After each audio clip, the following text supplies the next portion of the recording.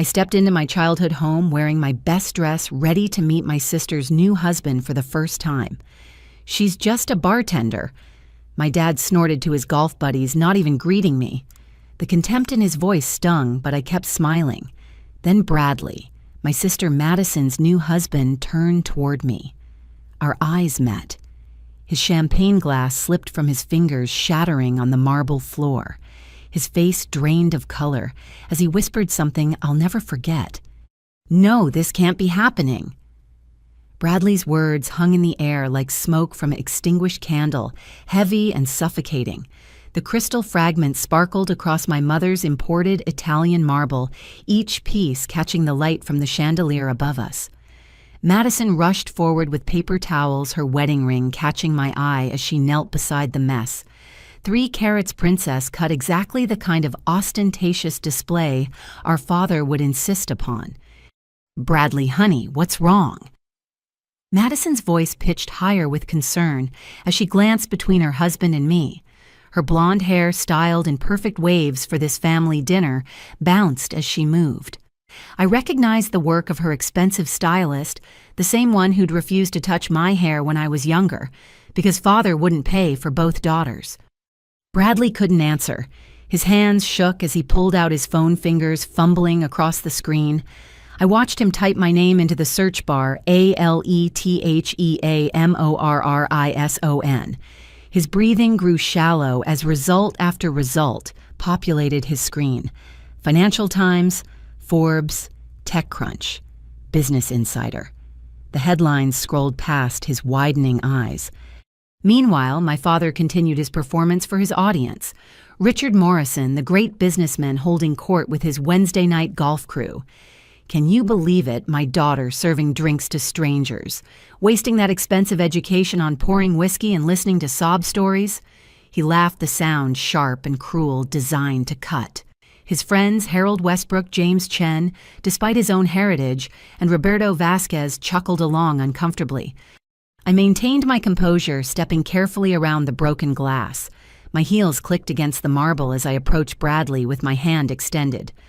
"I don't believe we've been properly introduced. I'm Alethea Madison's sister." He recoiled as though my hand were a poisonous snake.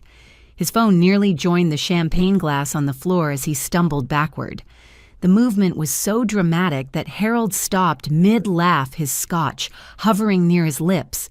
Even my mother, Helen, poked her head out from the dining room where she'd been fussing with place settings. "Bradley." Madison stood abandoning the glass cleanup. Her voice carried an edge, now the sweetness curdling into something sharper.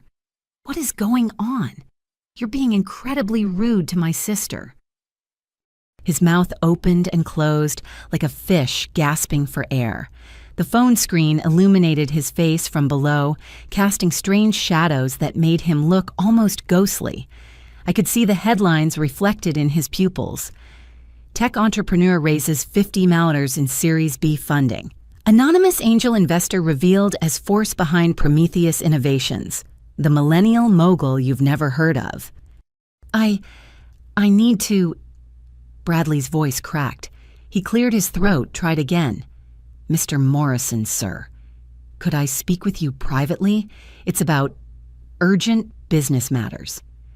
My father straightened his tie, pleased to be needed. Business was his language, his territory. "Of course, Bradley. Gentlemen, excuse us for a moment. Help yourselves to more drinks. Helen, where's that wine we opened?" But Bradley wasn't moving toward the study yet. Instead, he held up his phone, angling it so only my father could see the screen. I watched Richard Morrison, the man who'd built his reputation on never showing weakness, stumble backward. His confident facade cracked like thin ice over deep water. "That's not... How is this..." My father's voice came out strangled. Bradley grabbed his arm, practically dragging him toward the study. The heavy oak door slammed shut behind them, the sound echoing through the sudden silence of the room. Madison stared at me, then at the closed door, then back at me. Her perfectly glossed lips formed a small O of confusion. Harold cleared his throat. "Well, this is unusual." Richard seemed rattled, James observed, setting down his drink. I've never seen him react like that to anything." Roberto nodded slowly. 20 years of business dealings, and I've never seen him lose his composure, not even when the Patterson deal fell through. I remained serene, walking to the bar to pour myself a glass of water. Not alcohol, never alcohol when I needed my wits sharp. Madison followed me, her heels clicking in agitated rhythm. "Alethea, what was on that phone? What did Bradley show, Daddy?" I took a slow sip of water, letting the cool liquid center me. I imagine he showed him exactly what he found when he searched my name. Which would be, what exactly, your bartending schedule? The sneer in her voice was pure Richard Morrison learned behavior from years of watching our father diminish others. Before I could respond, we heard the first shout from behind the study door. My father's voice, usually so controlled, cracked with disbelief. "That's impossible." The study door might as well have been a barrier between two worlds. On our side, the elegant living room with its carefully curated art and uncomfortable modern furniture. On the other, my father's sanctuary where he'd made deals that crushed smaller businesses and ruined families without losing a moment of sleep. Now his own chickens were coming home to roost, as grandmother used to say. Madison's hands trembled as she reached for the door handle. The brass turned halfway before catching. Locked. Of course he'd locked it. Richard Morrison never let anyone see him vulnerable, not even his favorite daughter. She pounded on the heavy wood with her fist, her engagement ring clicking against the surface. "Daddy Bradley, open this door right now." Her voice pitched higher with each word, the polished composure she'd inherited from years of private schools and etiquette lessons cracking like old paint. What is going on in there? My mother emerged from the kitchen carrying her famous pot roast on grandmother's silver platter. The smell of rosemary and garlic wafted through the room, a comforting aroma that seemed absurd given the circumstances. She'd changed into her hosting dress, the navy one with pearl buttons that she saved for important dinners. Her smile faltered as she took in the scene. Madison hammering on the study door, the golf buddies, shifting awkwardly in their seats, me standing calmly by the bar. What in heaven's name is happening here? Helen set the platter on the sideboard, her hands automatically smoothing her apron. "Where's Richard? We need to eat before everything gets cold." "Daddy locked himself in there with Bradley," Madison explained, still pounding. Something about Alethea made them both lose their minds. Harold Westbrook exchanged meaningful glances with James and Roberto. These men had known my father for decades, had witnessed his rise from middle management to CEO, had been there for his victories and his carefully hidden failures. They'd never seen him rattled. The atmosphere in the room shifted heavy with unspoken questions. My Aunt Dorothy chose that moment to glide in from the powder room, her silver hair perfectly coiffed and her knowing eyes taking in everything. She'd always been the observer in our family, the one who noticed things others missed. My, she murmured, settling into her favorite wingback chair. "I haven't felt tension like this since Mother's will reading." That comment landed like a small bomb. Madison whirled around. "What does grandmother's will have to do with anything?" Dorothy merely smiled, the expression not quite reaching her eyes. "Oh, nothing, dear. Just remembering how surprising legal documents can be." Through the door, we could hear my father's voice rising and falling in waves. Words filtered through impossible and how long and what sounded like ruined. Bradley's responses were lower, urgent, insistent. I caught my name several times wrapped in tones of amazement and something that sounded like fear. "This is ridiculous," Madison announced. She grabbed a bronze bookend from a nearby shelf, prepared to break the lock. "Madison Elizabeth Morrison." Helen's voice cracked like a whip. "You put that down this instant. That door cost more than your car." "I don't care about the door. My husband and my father are in there having some kind of breakdown about my bartender sister, and I want answers." The word bartender dripped with such disdain that even the golf buddies looked uncomfortable. Roberto cleared his throat. "Perhaps Alethea has some hidden talents we're unaware of." Hidden talents. Madison laughed, the sound brittle and sharp. She pours drinks for tips. She lives in a studio apartment. She drives a 10-year-old Honda. What hidden talents could she possibly have that would make Daddy react like this? I set down my water glass with a gentle clink. Every eye in the room turned to me. The silence stretched like taffy, sweet and sticky and suffocating. From the study, we heard what sounded like furniture being moved, drawers being yanked open, papers rustling frantically. Then, as suddenly as it had begun, the noise stopped. Complete silence fell over the house, the kind that makes you notice the grandfather clocks ticking and the hum of the air conditioning. Even Madison stopped her assault on the door, stepping back as though the silence itself had pushed her. The lock clicked. The door swung open, slowly revealing Bradley first. His expensive shirt was soaked through with sweat, dark patches spreading from his underarms and collar. His perfectly styled hair stuck to his forehead in damp strands. He looked like he'd run a marathon in his wedding suit. Behind him, nothing. The study gaped empty and dark. "Where's my father?" Helen's voice came out small, uncertain. Bradley swallowed hard, his Adam's apple bobbing. He needs a moment. He asked me to come out first. A moment for what? Madison grabbed her husband's arm. "Bradley James Thornton, you tell me right now what's happening." But Bradley wasn't looking at his wife.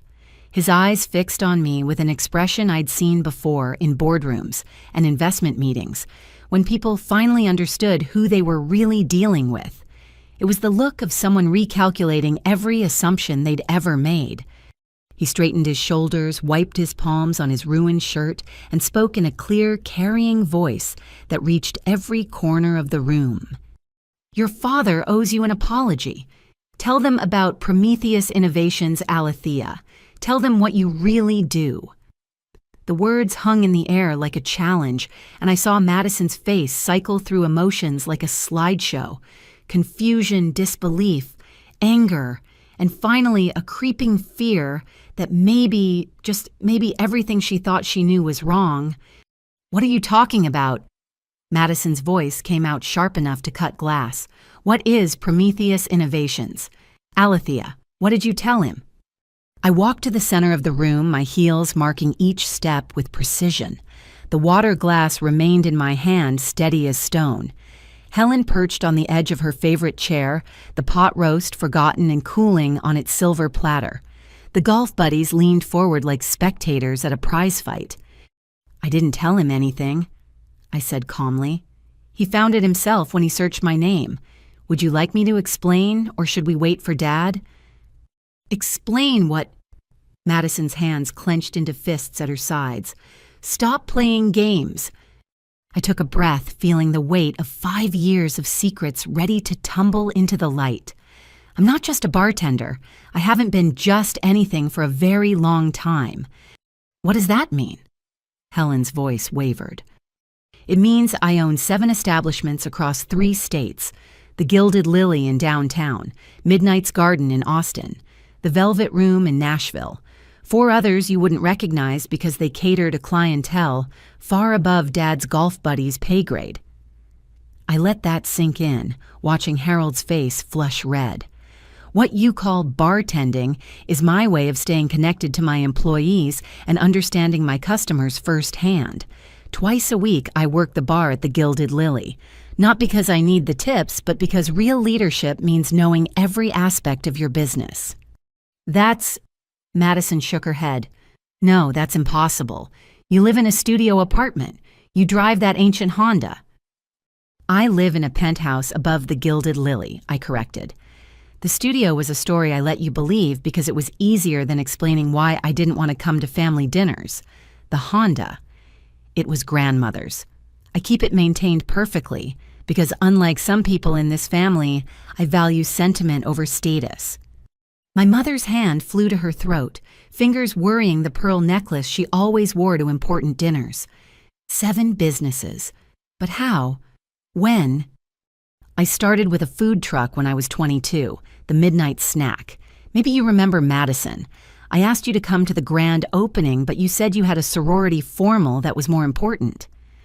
Madison's face colored. I didn't think... No, you didn't. I set down my water glass on a coaster, the small gesture somehow holding everyone's attention. But that truck turned into a brick-and-mortar restaurant within 18 months. Then another. Then I diversified into upscale lounges and entertainment venues, each one profitable within its first year. Bradley cleared his throat. Tell them the rest. The rest? I smiled and saw Harold flinch. Oh, you mean Prometheus Innovations. What is Prometheus Innovations?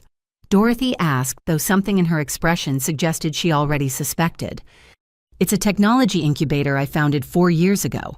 We identify promising startups, provide seed funding, mentorship, and connections. Our focus is on companies led by women and minorities who traditionally get overlooked by venture capitalists. I paused, letting the weight build. We went public last month. Initial valuation $2.1 billion. The sound Helen made wasn't quite a gasp, wasn't quite a sob. It was something primal, the noise of a worldview shattering. Roberto's Scotch glass slipped from nerveless fingers, amber liquid spreading across the Persian rug. You're lying. Madison's voice came out strangled. You have to be lying. I pulled out my phone, navigating to the Wall Street Journal article from 4 weeks ago. The headline read, Mystery Angel Investor Behind Prometheus Innovations Revealed as Hospitality Entrepreneur A. Morrison. I handed it to Madison, watched her face pale as she scrolled through the article. But this says... She looked up at me, then down at the phone, then at Bradley. $2 billion. 2.1, Bradley corrected. His voice carried a bitter edge. Do you have any idea how long I've been trying to get a meeting with Prometheus? 2 years. 2 years of emails, calls, connections, trying to get in front of the legendary A. Morrison.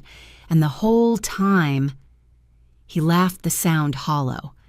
The whole time she was serving drinks at the Gilded Lily, probably watching me make a fool of myself, trying to impress the wrong people. You came into my bar, I asked, genuinely curious. 6 times. You served me yourself twice. I tipped you 20% and complained about how hard it was to break into the tech investment scene. He shook his head. You just smiled and said you were sure I'd figure it out. Wait, James Chen set down his empty glass with excessive care. You're telling us that Richard's daughter, the one he's been mocking all evening, is worth billions. On paper, I clarified. Most of it's tied up in investments and property, but yes, my net worth exceeded his about 18 months ago. That's when Madison screamed. It wasn't a horror movie scream or a dramatic gesture. It was pure, raw emotion tearing out of her throat as reality crashed through her carefully constructed world. When she could finally speak again, her words came out in a rush. You're lying. You have to be. Because if this is true, then you know about the trust fund and you know what Daddy did. The room went still as death. Madison's hand flew to her mouth, but it was too late. The words were out there, floating in the air like confession at a funeral. Everyone turned to look at her, then at me, then at the still empty doorway to my father's study. What trust fund? Helen's voice came out thin, stretched tight with dawning horror. Madison, what are you talking about? Madison stood frozen, caught between truths like a deer in headlights. Her perfect makeup began to crack as tears welled in her eyes.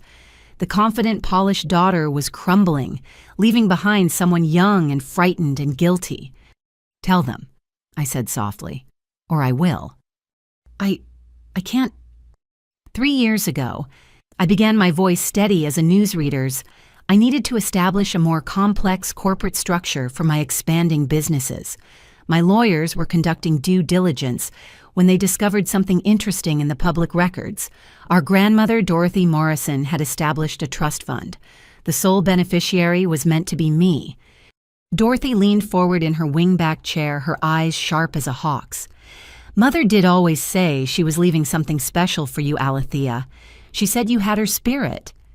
The trust contained her entire personal fortune, I continued. $14 million in blue-chip stocks, bonds, and real estate holdings. Not the family money, mind you.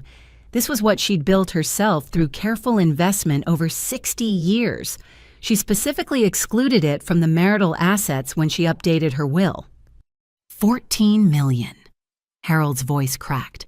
These golf buddies thought they were wealthy, but 14 million was a different league entirely. But I don't understand, Helen said. If Mother Morrison left that to Alethea, then where? Ask Madison.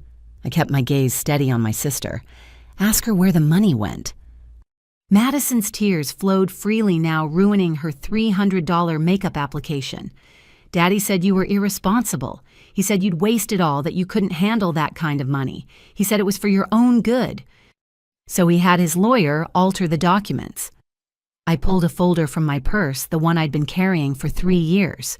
Frederick Jameson, his personal attorney for 20 years, forged grandmother's signature on a codicil that redirected everything to Madison just 2 weeks before grandmother died.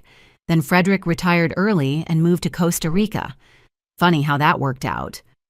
The papers spilled across the coffee table, bank statements, legal documents, a private investigator's report, evidence I'd gathered quietly, methodically, waiting for the right moment. Dorothy picked up one of the pages, her face hardening as she read. This is Mother's signature, she said slowly. But it's not. The loop on the M is wrong. She always made it higher. She looked at Madison with something between pity and disgust. You knew. You took the money knowing it was stolen. I needed it. Madison's voice rose to a wail. Do you know how expensive it is to maintain the lifestyle Daddy expects? The country club fees, the charity galas, the wardrobe, the car, the apartment in the city. I couldn't work because it would embarrass him, but he also wouldn't give me enough to live on. When he came to me with the papers, what was I supposed to do? Have a conscience, Roberto suggested dryly. Easy for you to say. Madison whirled on him. You've never had Richard Morrison for a father.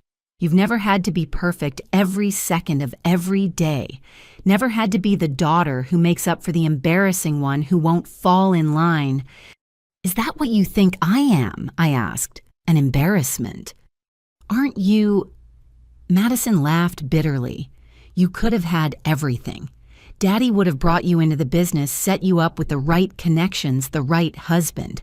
Instead, you insisted on this ridiculous independence. Do you know what he tells people when they ask about you, his daughter, the bartender? Like you're some kind of failure he has to apologize for.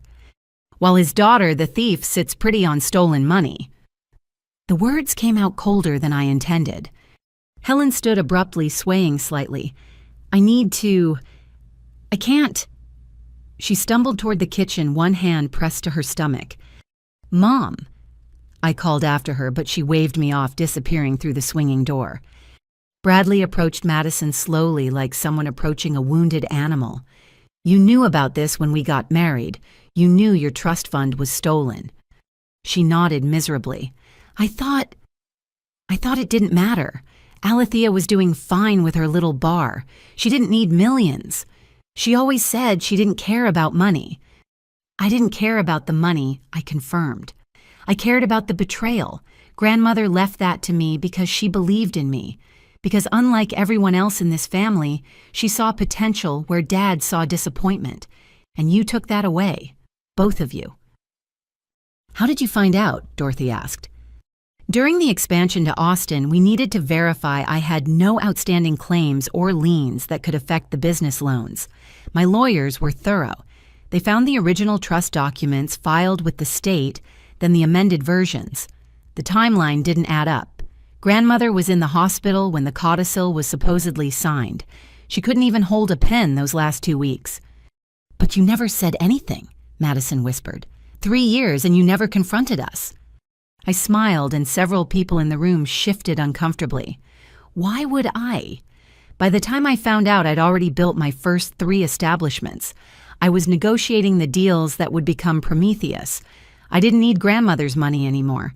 But more importantly, I wanted to see what you'd do with it, how you'd use that gift you'd stolen. And Dorothy's tone suggested she already knew the answer. Country club memberships, designer clothes, a wedding that cost more than some people's houses, vacations to private islands, not a single investment, Not $1 to charity, not even the animal shelter grandmother volunteered at for 30 years. I shook my head. You took $14 million and turned it into nothing but Instagram photos and credit card debt. How do you know about the debt? Madison's voice came out small. Because I'm the one who's been paying it off. The silence that followed was deafening. Madison stared at me like I'd spoken in tongues. Bradley's mouth fell open. Even the golf buddies looked stunned. What Madison finally managed. 6 months ago, you were about to default on your American Express Black Card, the one Daddy got you but doesn't pay for. You owed $43,000. I paid it. 3 months before that, it was the car loan.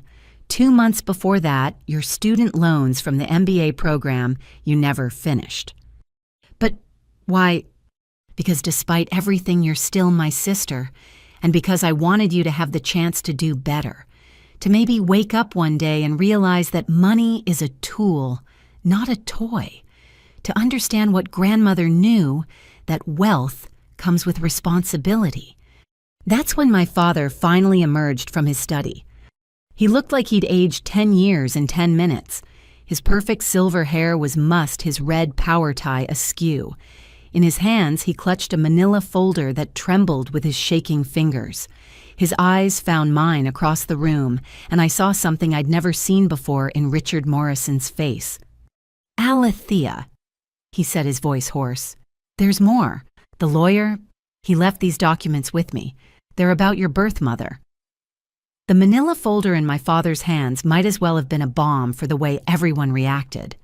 Helen, who had just returned from the kitchen with a glass of water, dropped it. The crystal shattered against the marble, the second broken glass of the evening water, spreading like secrets across the floor. My what? The words came out of my mouth calm and measured, but inside something seismic shifted. I'd prepared for many revelations tonight, but not this one. Richard, no. Helen's voice came out as a moan. She gripped the door frame for support, her knuckles white against the dark wood. Not like this. Not in front of everyone. They need to know, my father said. His usual commanding presence had evaporated, leaving behind a man who looked hollow, carved out by his own choices. She deserves to know. Know what? Madison had gone pale as milk. What are you talking about? Mom is right there. Our mother is Helen Morrison. Dorothy rose from her chair, moving with the careful grace of someone who'd suspected this moment might come. Oh, Richard, after all these years, Mother always said the truth would find its way out. Someone please tell me what's happening. Madison's voice pitched toward hysteria. My father opened the folder with trembling fingers. Inside were documents yellowed with age photographs, medical records. His voice, when it came, sounded like it was traveling from a great distance. Your biological mother wasn't Helen. Her name was Dr. Catherine Walsh.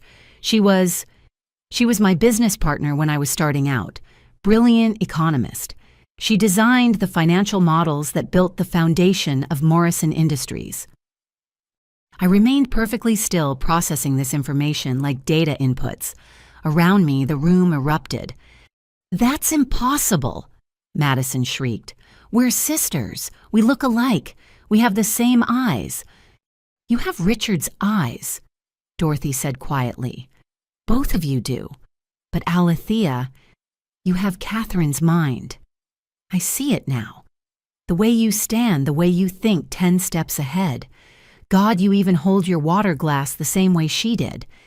Helen sank into the nearest chair, tears streaming down her face. I couldn't have children. The doctors tried everything. IVF hormone specialists in Switzerland. Nothing worked. Richard needed an heir for the business, someone to carry on the Morrison legacy. So you bought a baby? Madison's voice dripped acid. It wasn't like that, my father protested, but Helen cut him off. Yes, it was.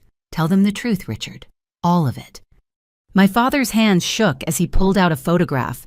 Even from across the room, I could see the woman in it looked like me.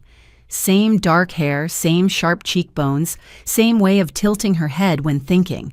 But her eyes held a warmth mine had learned to hide. Catherine and I were partners. More than partners. We were He swallowed hard. She was everything Helen wasn't. Brilliant, driven, innovative. She saw financial patterns like other people see colors. Together, we built the algorithm that became the core of Morrison Industries' trading platform. You had an affair, I stated, not a question. We fell in love, he corrected, then caught Helen's glare. Or I thought we did. When Catherine got pregnant, she wanted to keep the baby, said she'd raise it alone, wouldn't ask for anything. But I couldn't have that scandal. Not when I was trying to secure the Pemberton contracts. A pregnant, unmarried business partner, it would have ruined everything. So what did you do? Though I suspected I already knew. I convinced her to let Helen and I adopt the baby. Told her it would be better for everyone. The child would have two parents' financial security, the Morrison name. Catherine would be free to focus on her career. He laughed bitterly. She believed me, signed the papers, kept working like nothing had changed even as her pregnancy advanced. Bradley had been silent through all of this, but now he spoke up. Dr. Catherine Walsh, the Catherine Walsh, the one who wrote Predictive Economic Modeling in Emerging Markets. You know her work. I turned to him, grateful for the distraction from the emotional nuclear bomb exploding in my family's living room. Know it. It's required reading at Wharton. Her theories revolutionized how we understand market volatility, but she died in... His eyes widened. She died when her daughter would have been 2 years old. Cancer, my father said. Aggressive pancreatic cancer. 6 months from diagnosis to when you pushed her out of the company while she was dying, I finished. The silence that followed was suffocating. Madison stared at me like she was seeing a stranger. Helen wept silently into her hands. The golf buddies looked like they wanted to be anywhere else in the world. How long have you known? My father asked. That I was adopted about 10 minutes. That you built your empire on the work of a brilliant woman you erased from history longer than you'd think. Dorothy made a sound like a bitter laugh. Mother knew. She kept all of Catherine's papers, her original patents. Told me before she died that the truth would come out eventually. That's why she left everything to you, Alethea. She said you had your real mother's gift. The trust fund was Catherine's work turned into money. I said, understanding flooding through me. Grandmother was trying to give me back what was stolen. And then Richard stole it again, Dorothy added. Like father, like son. Our father did the same thing to our mother's sister. It's the Morrison way, apparently. Take what women create and claim it as your own. I gave Catherine credit, my father protested weakly. Where? I pulled out my phone, did a quick search. Show me one place where Morrison Industries acknowledges Dr. Catherine Walsh's contributions. One press release, one annual report, one mention anywhere. He couldn't. She's listed as a junior consultant in the early files, Helen said suddenly. Everyone turned to her. She wiped her eyes, smearing her mascara. I went through them all when I was trying to understand why my husband spent more time at work than at home. C. Walsh, junior consultant. That's all she got. Well, he got billions, Roberto muttered. But she's dead, Madison said desperately. She died when Alethea was 2. That's what you said. Cancer. That's what Richard told everyone, Helen said. That's what he told me. But I saw the medical bills, saw the divorce papers Catherine filed 2 weeks before her diagnosis. Divorce papers. This was news even to me. Helen stood unsteadily, walked to an antique secretary desk in the corner. From a hidden compartment, she pulled out another folder. I've kept these for 35 years, waiting, knowing this day would come. She handed them to me. Divorce proceedings Catherine Walsh vs. Richard Morrison, citing theft of intellectual property fraud and emotional abuse, filed 2 weeks before her cancer diagnosis, never completed. You were married? Madison's voice came out strangled. For 18 months, my father admitted. Secret ceremony. I told her we'd announce it once the company was stable. Then Helen's father offered to invest $10 million if I married his daughter. So I did. Bigamy, James Chen said faintly. You committed bigamy. The marriage to Catherine wasn't legal, my father said quickly. We used fake names, said it was romantic. She didn't know I was already planning to marry Helen. I looked at the divorce papers more carefully. Catherine had known about Helen, had known about all of it. The theft of her work, the bigamy, the lies. She'd been building a case when the cancer struck. She didn't just die, I said slowly. She was murdered by stress and betrayal while trying to fight back against a man who stole everything from her, including her daughter. I gave you a good life, my father protested. The best schools, every opportunity. You gave me Helen's coldness and your contempt, I corrected. You gave me a sister who learned to see me as competition instead of family. You gave me the Morrison name while erasing my mother's existence. You gave me everything except the truth. Bradley suddenly snapped his fingers. Wait, Catherine Walsh, Wall Street Journal, 1991. There was an article. He typed frantically on his phone. Here.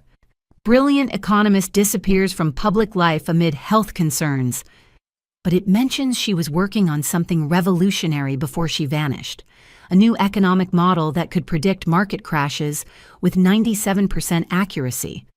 The Morrison algorithm, all three golf buddies said in unison. The foundation of a $40 billion empire, Warisai added, built on theft and lies. That's when Bradley started laughing. It wasn't a pleasant sound. It was bitter and broken and full of irony. Madison stared at her husband like he'd lost his mind. What could possibly be funny about this? She demanded. Bradley held up his phone, showing a photograph from what looked like an academic conference. This is why I wanted to meet with Prometheus so badly. Why I've been trying for 2 years. My entire business model is based on the Walsh framework. I've been building on Catherine's published work, trying to complete what she started. He looked at me with something approaching awe. You're her daughter, the actual daughter of Dr. Catherine Walsh. Do you understand what this means? Her unpublished papers, her research notes? If they still exist. They exist, Dorothy said quietly. Mother made sure of that too. All eyes turned to her. She smiled, the expression sharp as a blade. You didn't think she'd keep them in the house where Richard could find them, did you? They're in a safety deposit box. Have been for 35 years, waiting for Catherine's daughter to be ready to claim them. You knew, I asked her. All this time you knew. I suspected. Mother confirmed it near the end. She said Catherine made her promise to protect them until you were strong enough to handle the truth, smart enough to use them wisely. She studied me carefully. I'd say that time has come. My father collapsed back against the doorframe. It doesn't matter. Catherine's dead, has been for over 30 years. Ancient history. Actually, I said, pulling out my own phone, about that, I recently hired a very good private investigator, the kind who specializes in finding people who don't want to be found, or people who were declared dead but might not be. The room went silent again. Even the grandfather clock seemed to pause its ticking. What are you saying? Helen whispered. I'm saying that death certificates can be forged, especially when someone has reason to disappear, when someone is being systematically destroyed by a powerful man who's already stolen everything from them. That's insane, my father said, but his voice shook. Is it, I asked, is it more insane than bigamy, than theft, than building an empire on someone else's genius while erasing them from history? Madison grabbed my arm. Are you saying our mother, your mother, might still be alive? I looked at my father, watched the color drain from his face as he realized I might not be bluffing.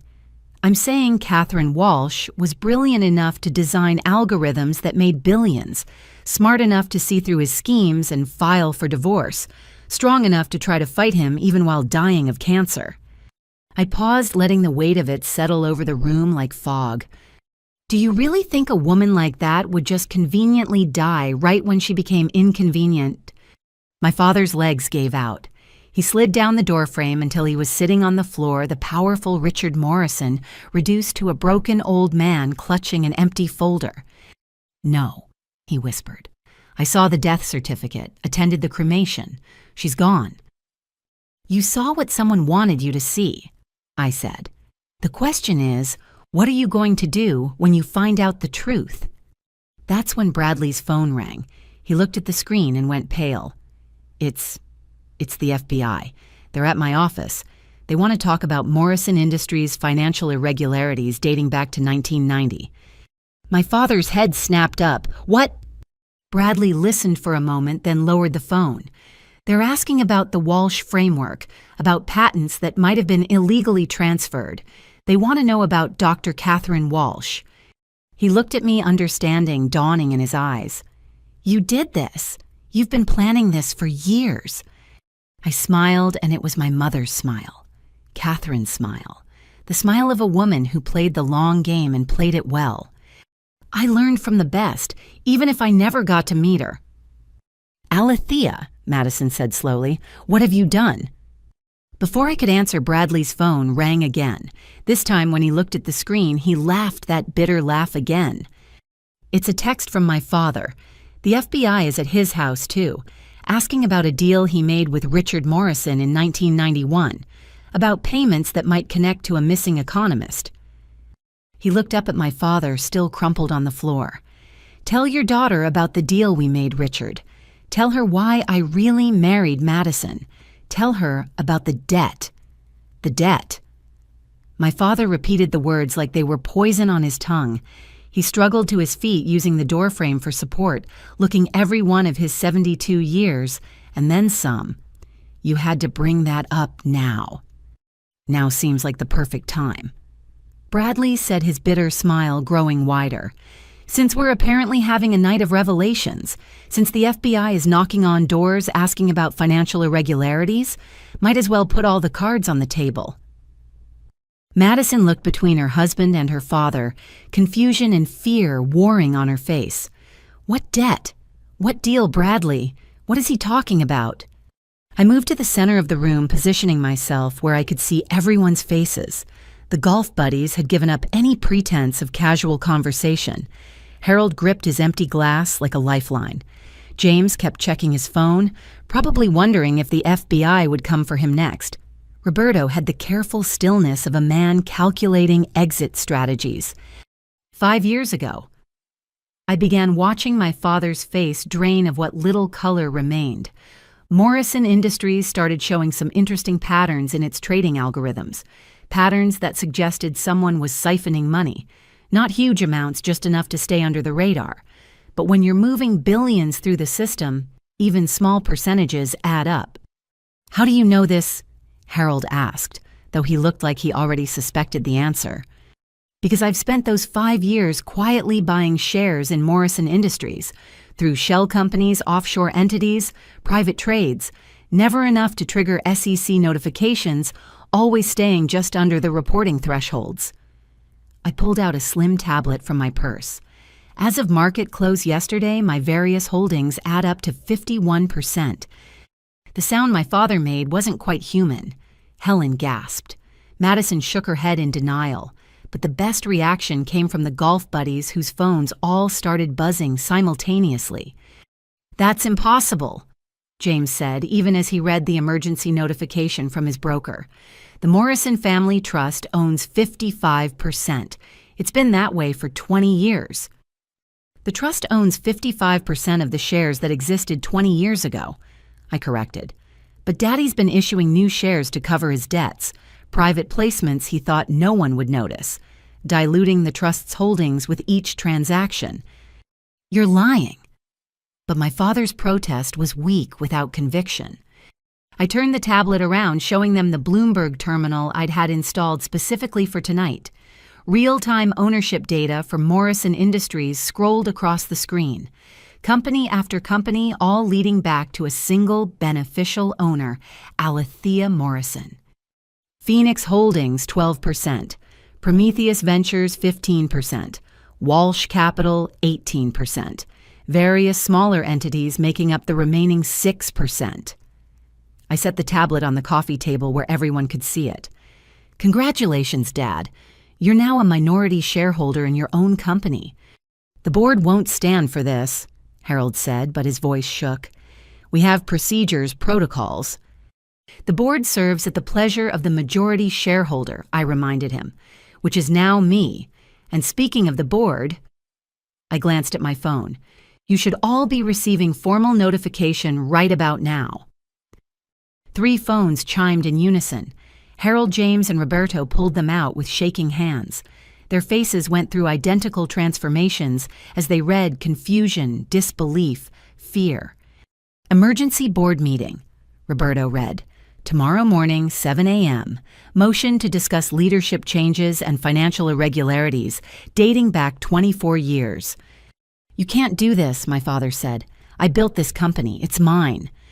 "You built it on Catherine Walsh's work," I countered. "On stolen algorithms and forged patents.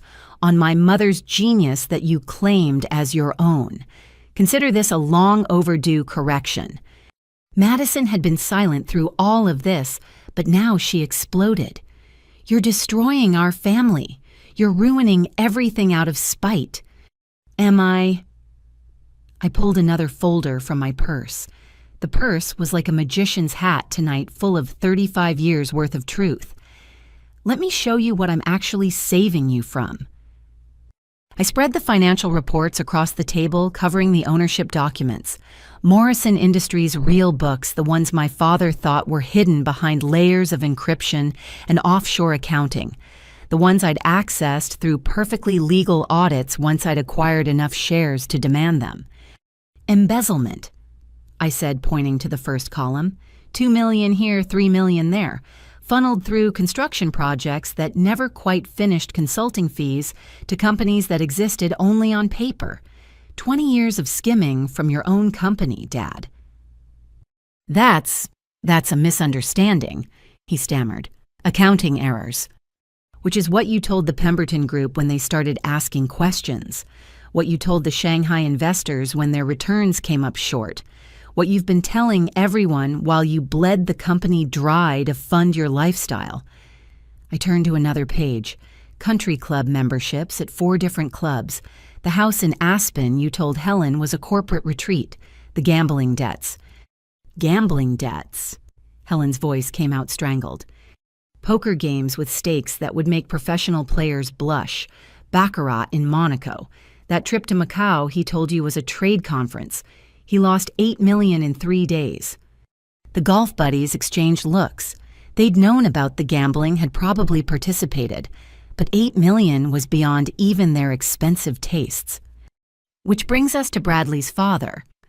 I continued enjoying the way Bradley flinched. "Tell them about the arrangement, Bradley. Tell them why you really pursued Madison." Bradley loosened his tie like it was strangling him. "My father, Jonathan Thornton, runs a private equity firm, specializes in distressed assets. 3 years ago, Richard came to him desperate for capital. The gambling debts had gotten out of control.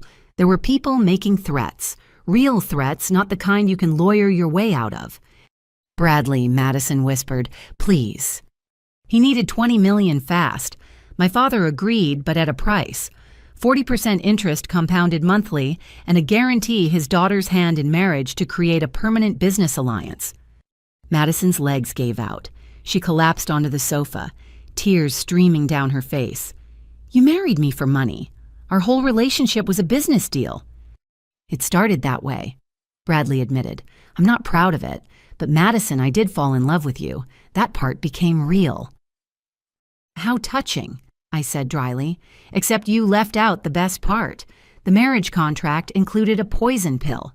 If the loan wasn't repaid in full within 5 years, Thornton Equity would get seats on Morrison Industries' board.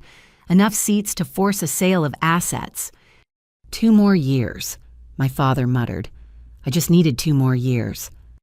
You never had 2 more years, I informed him. The company's been insolvent for 18 months. You've been moving money around like a shell game using new investments to pay off old debts. The Ponzi scheme of the corporate world. Roberto stood abruptly. I need to make some calls. My lawyers... Sit down. My voice cut through the room like a blade. We're not done yet. He sat. Here's what's going to happen. I said, switching to the voice I used in boardrooms when closing deals. Tomorrow morning, the board will meet. You'll vote to install me as CEO of Morrison Industries. My father will step down citing health concerns. We'll announce a comprehensive audit and restructuring. You can't force us, Harold protested. Can't I? I smiled. Harold, should we discuss the kickbacks from the Riverside development, James the insider trading on the Singapore deal, Roberto, that unfortunate situation with your nephew's import business? All three men went pale. My father stared at me like I was a stranger. How long have you been planning this? He asked. 5 years, 3 months and 16 days, I replied. Since the day I discovered what you did to my mother, since I learned that everything you built was stolen from a woman you erased. But the company will crash, Madison said desperately. Stock prices will plummet. We'll lose everything. The company will survive, I assured her. I've already lined up bridge financing from 3 separate institutions. Clean money, legitimate sources. The stock will take a hit, but it'll recover once the market sees competent leadership. And what about us? Helen asked quietly. What happens to your family? I softened slightly, looking at the woman who'd raised me despite knowing I was evidence of her husband's betrayal. You'll be taken care of. There's no reason to punish you for his crimes. Madison, too, once the divorce is finalized. Divorce? Madison and Bradley said in unison. Oh, did I forget to mention? I pulled out one more document. Bradley, your prenup has an interesting clause. Fraud in the inducement voids the entire agreement. Since you married her under false pretenses, she can walk away with nothing owed to you or your father. Bradley laughed, the sound surprisingly genuine. You know what good. I'm tired of being his pawn anyway. This is insane, my father said. You're destroying everything I built over some grudge about a woman who's been dead for 30 years. About that, I said, pulling out my phone. Remember that private investigator I mentioned, the one specializing in finding people who don't want to be found? Everyone leaned forward. 3 months ago, they found a very interesting paper trail. Death certificate filed in New Jersey for Catherine Walsh. But here's the interesting part. No body was ever transferred to the crematorium. No ashes were ever collected. The funeral home went out of business 6 months later, all records conveniently lost in a fire. That doesn't mean anything, my father insisted, but sweat beaded on his forehead. By itself, no. But combined with this, I showed them a grainy photograph on my phone. Passport photo from Canada, 1991. Dr. Catherine Williams, economics professor at McGill University. Looks remarkably like Catherine Walsh, doesn't she? The room was silent except for Helen's quiet sobbing. She's been alive all this time, Madison whispered. I don't know, I admitted. The trail went cold in 2005, but the FBI is very interested in finding out. Apparently, someone's been feeding them information about Morrison Industries for years. Anonymous tips that led nowhere until recently when someone provided them with enough evidence to open a formal investigation. My father aged another decade in front of our eyes. Catherine, she's been planning this for 30 years. Or maybe, I suggested, a daughter who inherited her mother's gift for long-term strategy decided to finish what she started. Either way, Bradley said, standing and straightening his ruined shirt. I'm out, Madison, I'm sorry. I'll sign whatever divorce papers you want. No contest, no demands. You deserve better than what my father and yours cooked up. He headed for the door, pausing just before he left. Alethea. That meeting I wanted so badly with Prometheus. Innovations, I get it now. I wasn't ready. Maybe someday when I've built something real instead of riding on my father's dirty money, we can talk. I nodded. Maybe. He left and the room felt smaller without him. Madison curled into herself on the sofa looking like a broken doll. The golf buddies sat in stunned silence, probably calculating how quickly they could liquidate their positions. Helen had stopped crying, staring at nothing with empty eyes. And my father. He looked at me with something that might have been respect if it wasn't poisoned by fear and rage. "You're just like her," he said. "Catherine, same mind, same ruthlessness, same inability to let things go. The difference is," I told him, "I'm not going to disappear. I'm not going to let you erase me or steal from me or pretend I don't exist. I'm going to sit in your office at your desk and run your company the way it should have been run from the beginning, with integrity." "The board won't." "The board will do exactly what I tell them." I cut him off. "Because the alternative is federal prison. Orange isn't a good color for any of you." That's when Dorothy, who'd been quietly watching everything unfold, finally spoke up. "There's one more thing," she said, "about Mother's death, Richard. I think it's time you told the truth about that, too." My father's face went from pale to gray. "Dorothy, don't." "Don't what?" She stood moving with the careful dignity of someone about to drop the final bomb. "Don't mention that I saw you leaving Mother's house at 3 a.m. Don't talk about what I found in your car the next day. Or don't bring up what the nice young FBI agent asked me about last week." The temperature in the room seemed to drop 20 degrees. "What?" I asked very quietly. "Did you see Aunt Dorothy?" She looked at me with those sharp eyes that missed nothing that had been watching and waiting for 35 years. "I saw your father murder my mother, and I can prove it." Dorothy's accusation hung in the air like a guillotine blade waiting to drop. My father stumbled backward, catching himself on the doorframe he'd been using for support all evening. The golf buddies looked ready to bolt, their fight-or-flight instincts screaming flight. Only Madison seemed too shocked to react, staring at Dorothy like she'd spoken in ancient Greek.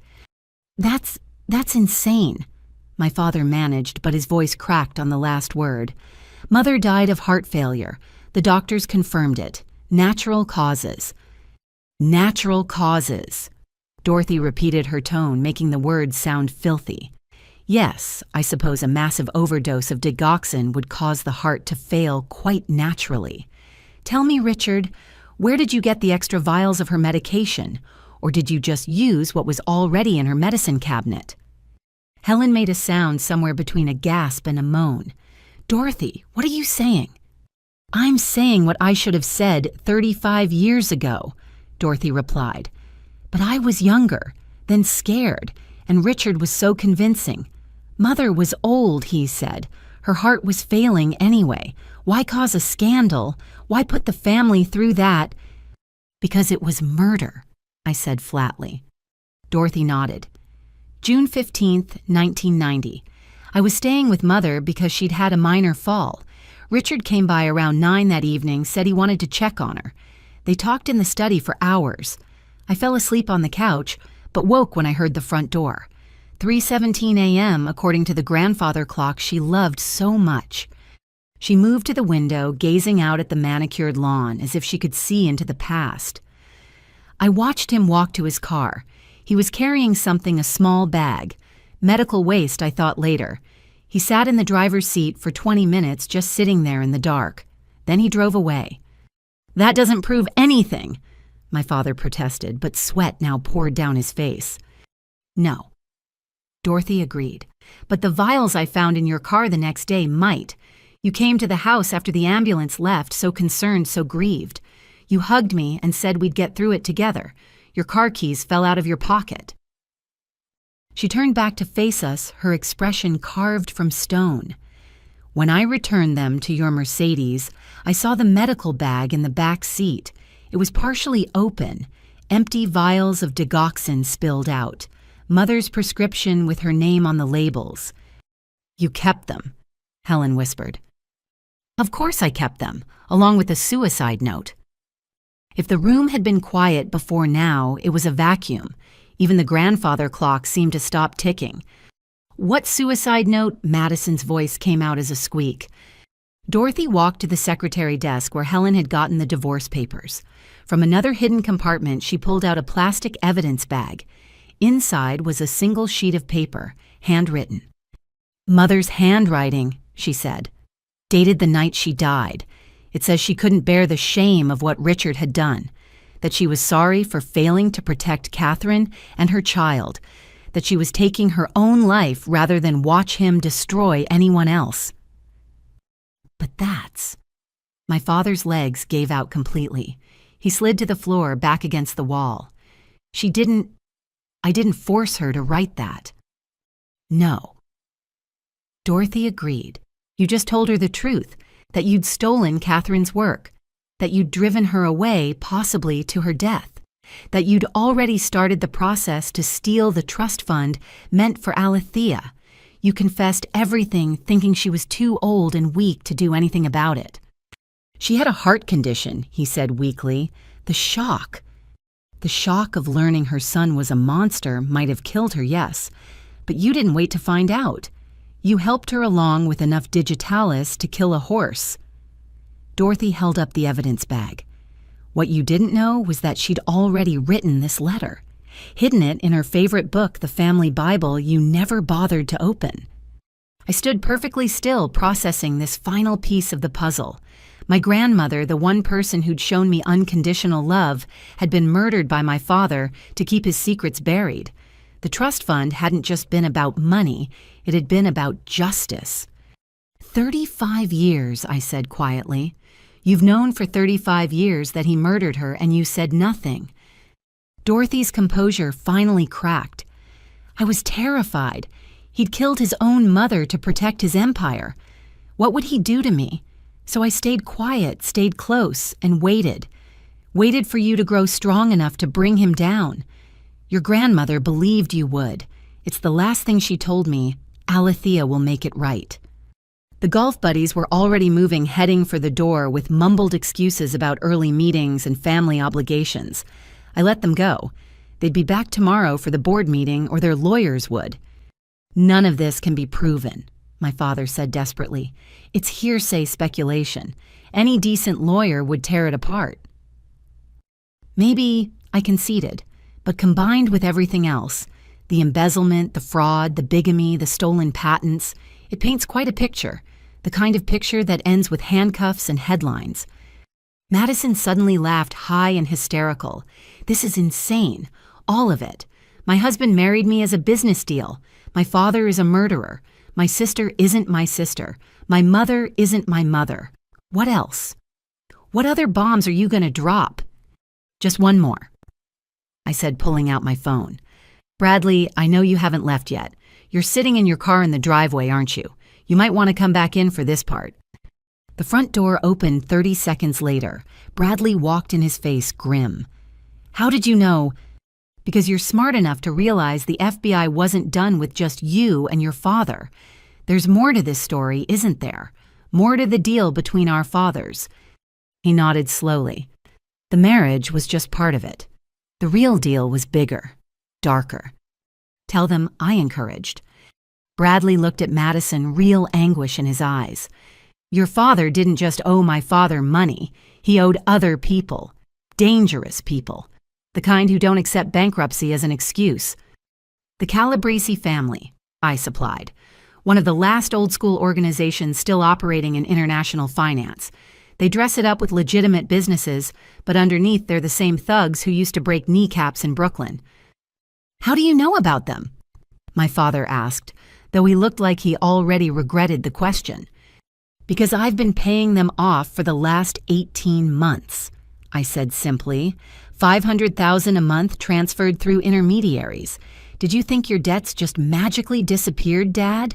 That they forgot about the $40 million you owed them? Helen made a choking sound. $40 million to criminals. Structured as legitimate business loans, of course, I explained. Hidden behind shell companies and offshore banks. But when you can't pay, they don't foreclose on your house. They foreclose on your life. You've been protecting him, Madison asked, incredulous. After everything he's done, I've been protecting all of you, I corrected. They wouldn't stop with him. The Calabrese family believes in collective punishment. Wives, children, anyone connected to the debt. So yes, I've been paying your father's blood money to keep you all breathing. But that's... Madison turned to Bradley. You knew about this. Bradley nodded miserably. My father brokered the original loans. He takes a percentage of every payment. It's why he pushed so hard for the marriage. He needed the Morrison connection to stay legitimate while being deep in bed with organized crime. And now the FBI is investigating, I added, following the money trail from Morrison Industries to Thornton Equity to the Calabrese family. Years of RICO predicates all tied up with a neat bow. You set us all up, my father said, understanding finally dawning. The takeover, the FBI investigation, revealing all the secrets tonight. You're burning down everything to destroy me. Wrong, I said. I'm cauterizing a wound that's been festering for 35 years. Morrison Industries will survive under new leadership. The innocent employees will keep their jobs. The criminals will go to prison where they belong. And us, Helen asked, what happens to your family? You were never my family. I said, then softened at the pain in her eyes. That's not fair. You did your best with an impossible situation. Helen, you'll be taken care of. There's a settlement prepared enough to live comfortably for the rest of your life. The divorce can be quiet, dignified. You can finally be free of him. And Madison. I looked at my sister, the golden child who'd gotten everything while I got contempt. Madison has choices to make. The money she stole is gone spent on trivial luxuries. But she's young, educated, capable of building something real if she's willing to work for it. The divorce from Bradley will include a settlement from his family's legitimate assets. Enough for a fresh start. I don't want his money, Madison said quietly. Not anymore. Bradley reached for her hand, then thought better of it. For what it's worth, the feelings became real. The marriage might have started as a lie, but I did fall in love with you. She pulled away from him. How can I believe anything you say? You can't, he admitted. That's what happens when everything is built on lies. Trust becomes impossible. Speaking of lies, I said, there's one more thing we need to discuss. Madison, tell them about Sarah. Madison went rigid. What? Sarah Chen, your college roommate, the one you've been secretly dating for 2 years, the one you actually married in Vermont last summer, the one currently receiving cancer treatment in Switzerland that I've been anonymously funding. The room exploded again. Bradley stared at his wife in shock. Helen gasped. My father, still on the floor, looked like he'd been slapped. You're gay, Bradley's voice came out strangled. I'm bisexual, Madison corrected quietly. And yes, I'm legally married to Sarah, have been for 14 months. But our wedding was never valid, I confirmed, making the entire business arrangement moot. No legal marriage means no merger between the families, no board seats for Thornton Equity, no claim on Morrison assets. You knew, Madison asked me. How long? Since the day you got married. Sarah's oncologist needed insurance information for her treatment. She listed you as her spouse. The hospital contacted me as the anonymous donor to verify the relationship. Why didn't you say anything? Because it wasn't my secret to tell, and because I wanted to see what you'd do, whether you'd come clean on your own or keep living the lie. Madison started crying again, but these tears seemed different, cleaner somehow. I was so scared. Daddy always said he'd disown any child who embarrassed the family that way. Called it an abomination, said he'd rather have a dead daughter than a gay one. He says a lot of things, I observed. Most of them cruel, all of them designed to control. But here's the thing, Madison. He has no power anymore. No money to hold over your head, no reputation to threaten, no company to inherit. You're free. Sarah doesn't know about any of this, Madison said. The family money, the fake marriage, none of it. I told her I was working as a consultant, that my family was middle class. I wanted her to love me, not for the Morrison name. Smart, I acknowledged. Maybe you learned something from watching me after all. This is disgusting, my father spat from his position on the floor. All of you, perverts and criminals and Richard Morrison. I said, my voice cutting through his tirade like a sword through silk. You are a bigamist, embezzler, thief, and murderer. You have forfeited any right to judge anyone else's choices. One more word, and I'll have Dorothy call her FBI contact right now." He shut his mouth. "So where does this leave us?" Helen asked. "Everything is destroyed. Every relationship, every trust, every foundation we built our lives on." "Not destroyed," I said. "Revealed. The lies were always there, rotting beneath the surface. Now they're in the light where they can be dealt with." "And then what?" Madison asked. "We all just walk away, pretend we were never a family?" "We were never a family," I repeated. "We were a business arrangement masquerading as one. But that doesn't mean we can't build something real from the ashes." Dorothy stood gathering her purse and the evidence she'd kept hidden for so long. "I'll be at the federal building first thing in the morning. It's time to give my statement about Mother's death. 35 years too late, but better than never." "Dorothy." My father pleaded, "Please, think about what you're doing." She paused at the doorway, looking back at him with decades of suppressed anger finally showing. "I have thought about it. Every day for 35 years, every time I visited Mother's grave, every time I saw Alethea fighting for scraps of approval you'd never give.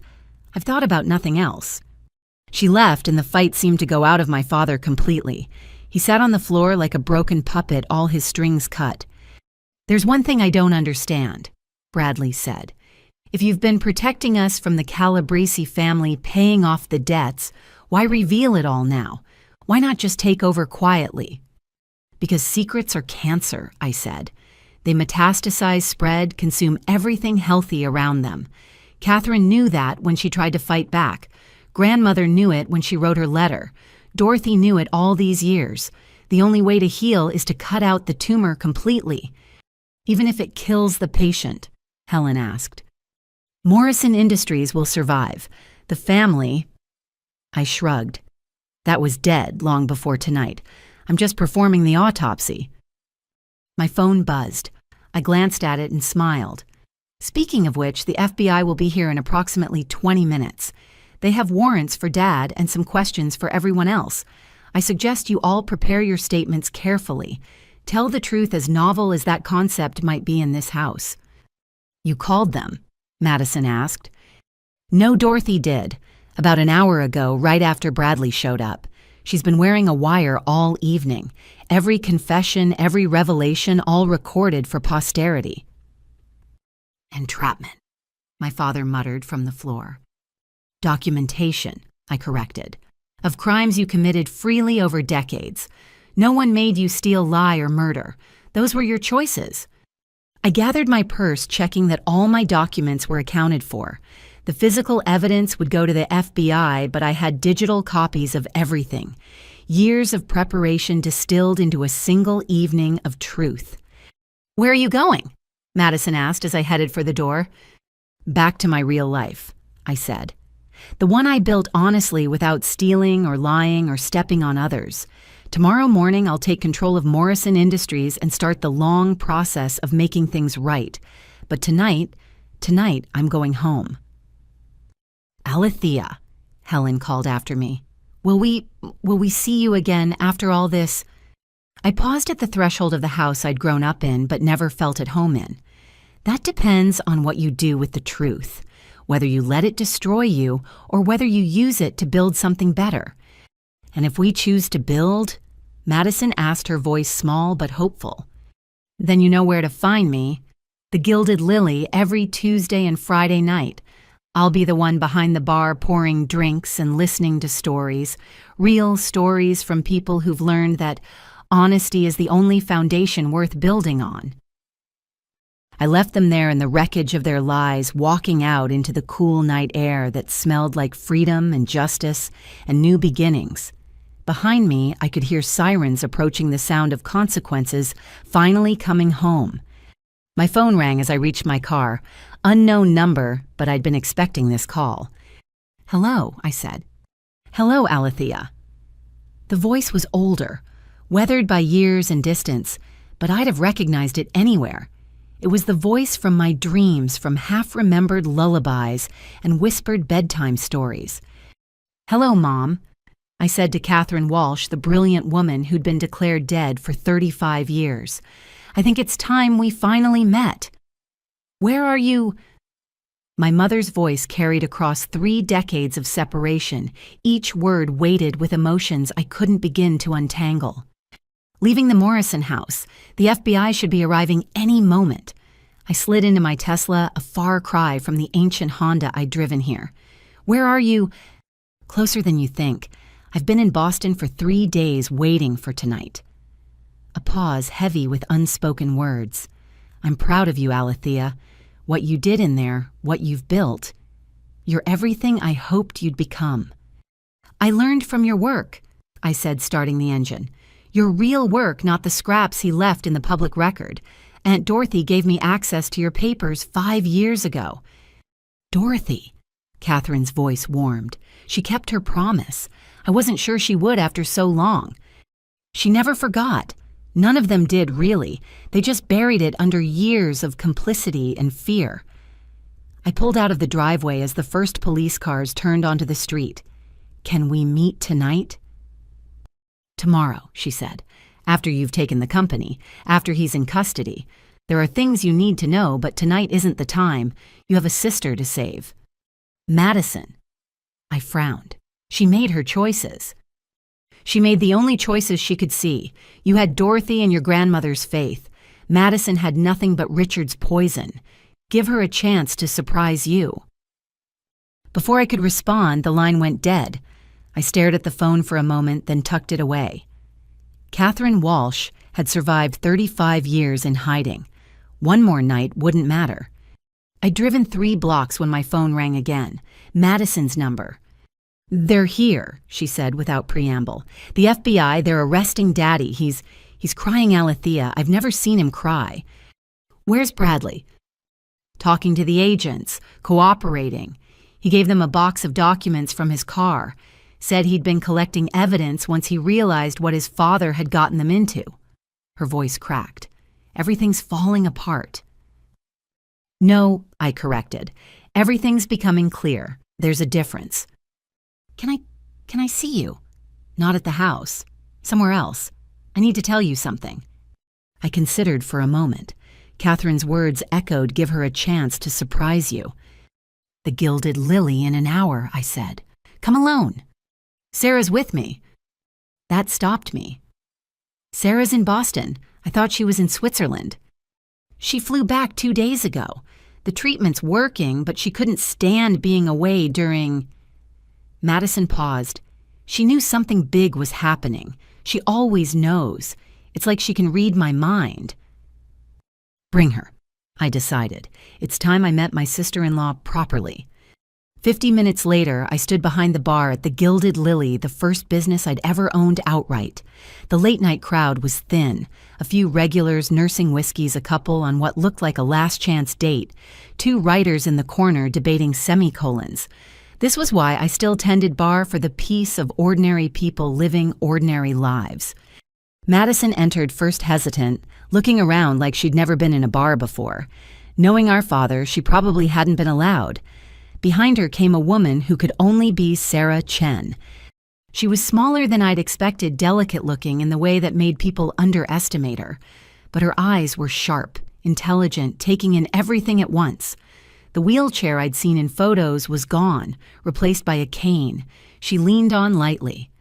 Cancer had taken weight from her frame, but hadn't touched the steel in her spine. You must be Alethea, Sarah said, extending her hand. I've wanted to meet you for years. Madison talks about you constantly. Does she? I shook her hand, noting the firm grip. All bad, I assume. All complicated, Sarah corrected, which is usually more interesting than simple good or bad. I liked her immediately. Madison stood awkwardly between us, wringing her hands. Can we sit somewhere private? I led them to my office above the bar, a space that was more home than any house had ever been. Floor-to-ceiling windows overlooked the city lights twinkling like ground-level stars. I poured myself water, offered them the same. I don't drink, Sarah said. Interferes with the medication. Madison doesn't either in solidarity. You told her about the payments, Madison said without preamble, that you've been funding Sarah's treatment. You didn't. I raised an eyebrow. I couldn't figure out how to explain knowing about anonymous donations without revealing everything else. Madison slumped in her chair. I've been lying so long I forgot what truth feels like. Start now, Sarah suggested gently. Tell her what you told me on the way over. Madison took a shaky breath. I knew about Catherine Walsh. Not everything, but enough. I was 16 when I found the papers in Daddy's safe. The real patents, the original algorithms. I confronted him. This was unexpected. And he said Catherine was a gold digger who'd tried to steal his work, that she'd abandoned her baby when her scheme failed, that you were better off not knowing your mother was a con artist who'd used pregnancy to try to trap him. You believed him. I was 16 and terrified. He was my hero, the great Richard Morrison, who'd built an empire. Why would he lie? She laughed bitterly. Then I met Sarah freshman year at Yale. She was studying investigative journalism, always talking about following the money, exposing corruption. She made me see things differently. Madison started researching Catherine Walsh. Sarah picked up the story. Quietly, carefully. The more she found, the more her father's story fell apart. By senior year, she knew he was lying, but she was trapped. Trapped how I asked, though I suspected the answer. Financial aid forms, Madison said. Daddy made too much for need-based aid but refused to pay for college if I studied anything but business. Said journalism was for bleeding hearts and losers. I had to take out private loans, credit cards. By graduation, I owed over $200,000, which is when the trust fund conveniently appeared, I said. Madison nodded miserably. He came to graduation with the papers, said grandmother had left me everything that I was set for life. All I had to do was keep the family secrets and play the perfect daughter. But you knew it was my money. I knew. God, Alethea, I knew, and I took it anyway. I told myself you were doing fine, that you didn't need it, that I could do good with it, help people. She looked at Sarah. When we started dating, I had this fantasy. I'd use the money to start an investigative journalism foundation, expose corruption, help whistleblowers, turn the dirty money clean. Instead, I got scared. Daddy kept demanding I attend events, maintain appearances. Every time I tried to pull away, he'd threaten to expose Sarah and me, said he'd ruin her career before it started. So I spent the money on the things he expected, designer clothes, charity galas, the wedding to Bradley. Madison didn't know about the criminal connections, Sarah interjected. She thought it was just family drama and financial impropriety. If she'd known about the Calabrese family, I'd have run, Madison finished, taken Sarah and disappeared. But I was too deep in the lies to see the truth. I studied them both. Madison, the golden child who'd been slowly drowning in guilt. Sarah, the outsider who'd seen through the facade but loved Madison anyway. Tell me about Vermont, I said. They exchanged glances. Sarah smiled. June 23rd last year.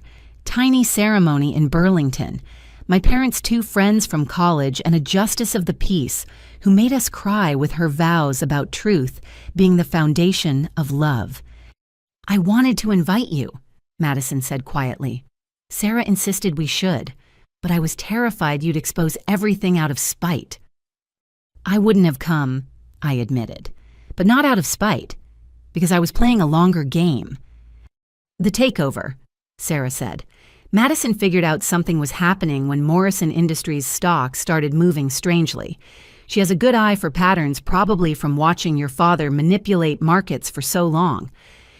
Why didn't you leave then? I asked Madison. You must have realized it would end badly. Because of this.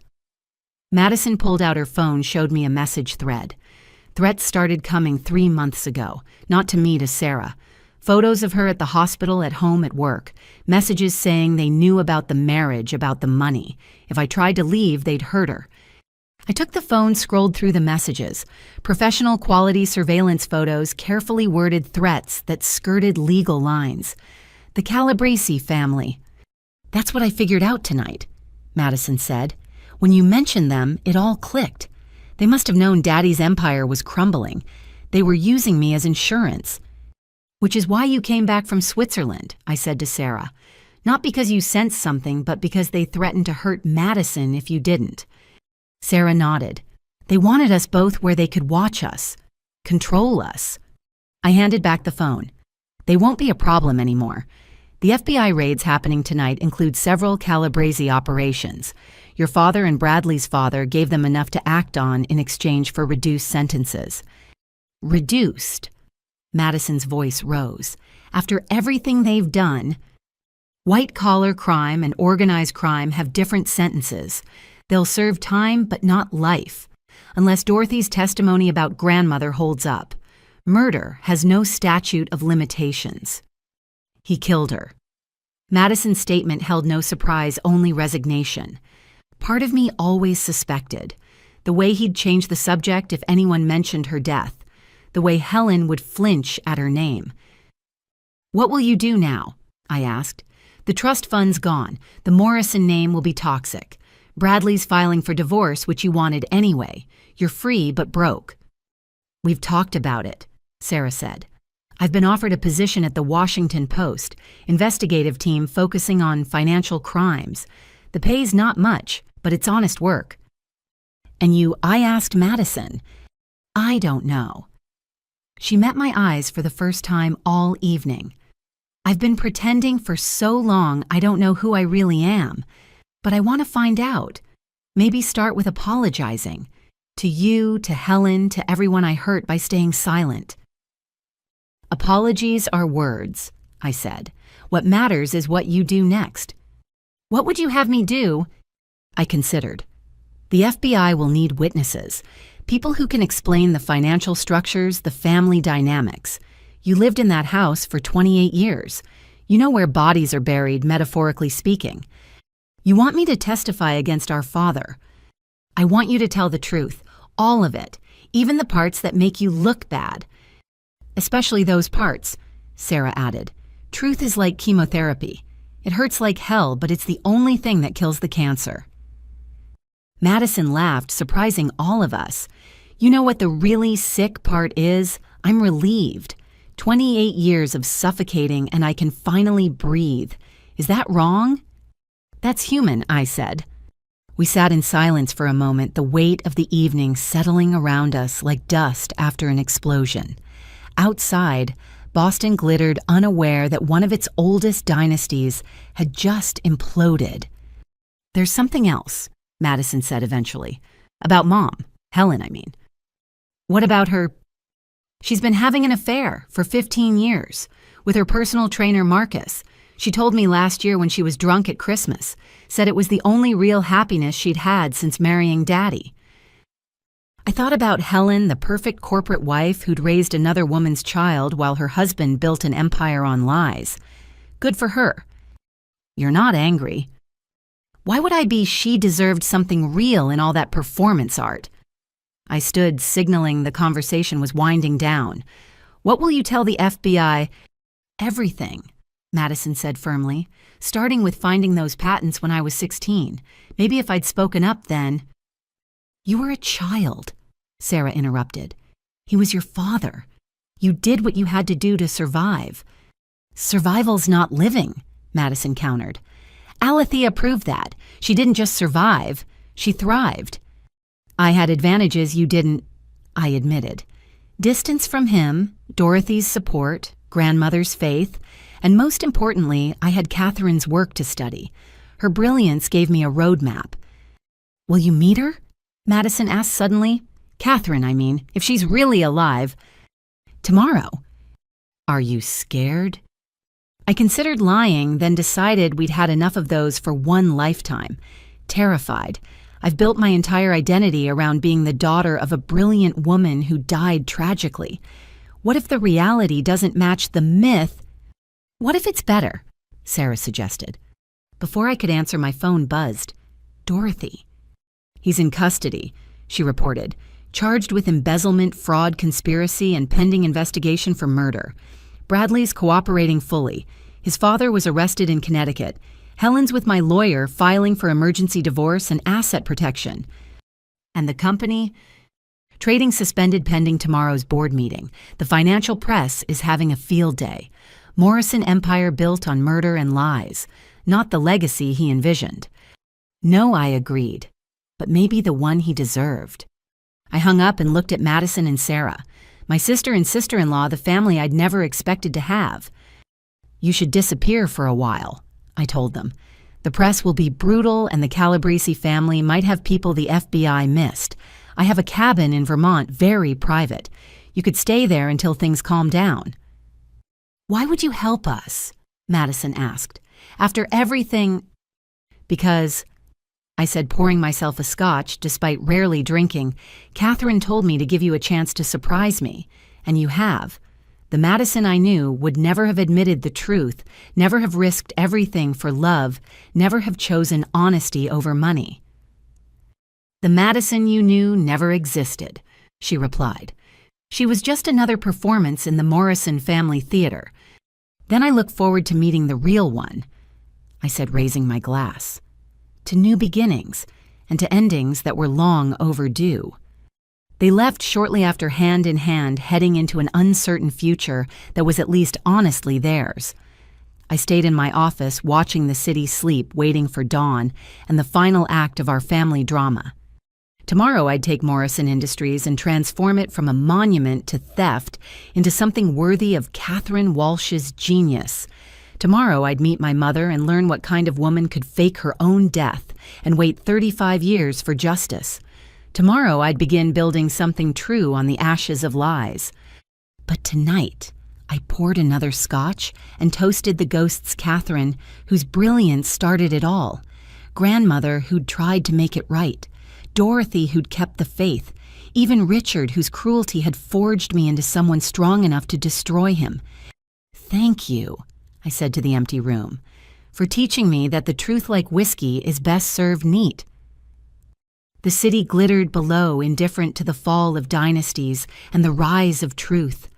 Somewhere out there, my father sat in a federal holding cell, his empire in ruins.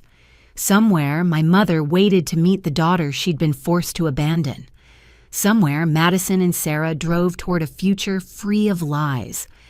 And here in the office above the bar where I'd built my first honest success, I sat with the weight of tomorrow on my shoulders and found it lighter than the lies I'd finally set down. The gilded lily hummed with late-night life below me. Real people living real lives, unaware their bartender had just orchestrated the destruction of $1 billion empire. That was the beauty of truth.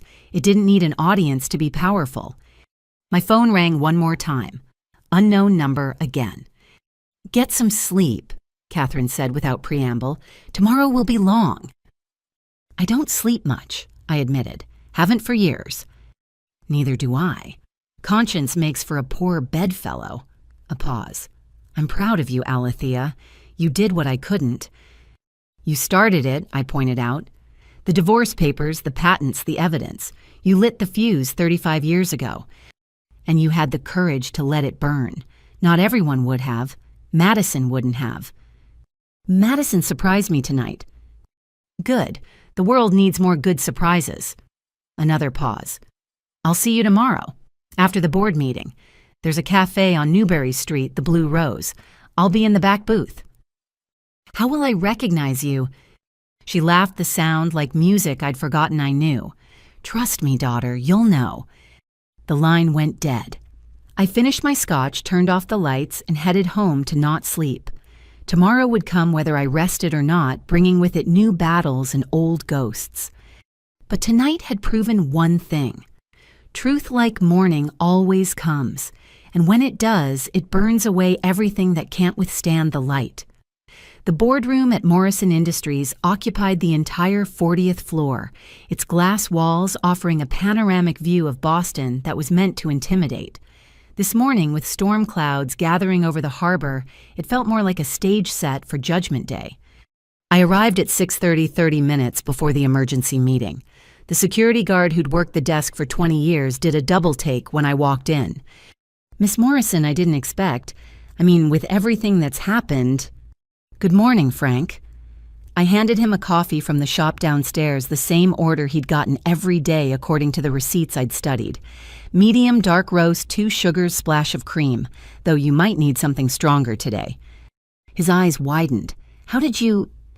I pay attention. It's what good leaders do. I headed for the executive elevator.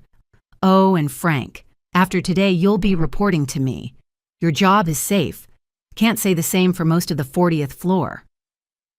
The elevator rose smoothly, carrying me toward a confrontation decades in the making. I dressed carefully, a black suit that meant business grandmother's pearl necklace for strength and Catherine's watch that Dorothy had saved for me. Armor made of memories. The boardroom was empty when I entered, but not for long. Harold Westbrook arrived first, looking like he'd aged 5 years overnight. His usual confident swagger had been replaced by the careful movements of a man walking through a minefield. Alethea. He couldn't quite meet my eyes. I suppose congratulations are in order, or condolences. I'm not sure which fits. Neither, I said, taking my place at the far end of the table, not the head that would come later. This isn't a celebration or a funeral, it's a reckoning. James Chen entered next, followed by Roberto Vasquez. Both looked haggard, probably from late-night conferences with their lawyers. The other board members trickled in Patricia Holbrook, whose family had held shares for 3 generations. David Steinberg, the supposed independent director who'd rubber-stamped every one of my father's schemes.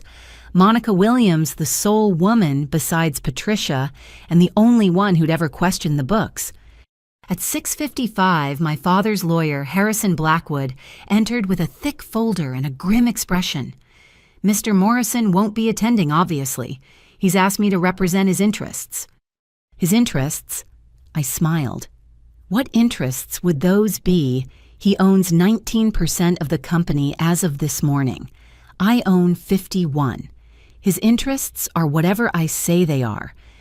The family trust has been diluted by his illegal stock issuances, which the SEC is now investigating. I pulled out my tablet displaying the ownership breakdown. Would you like to challenge the mathematics, Harrison?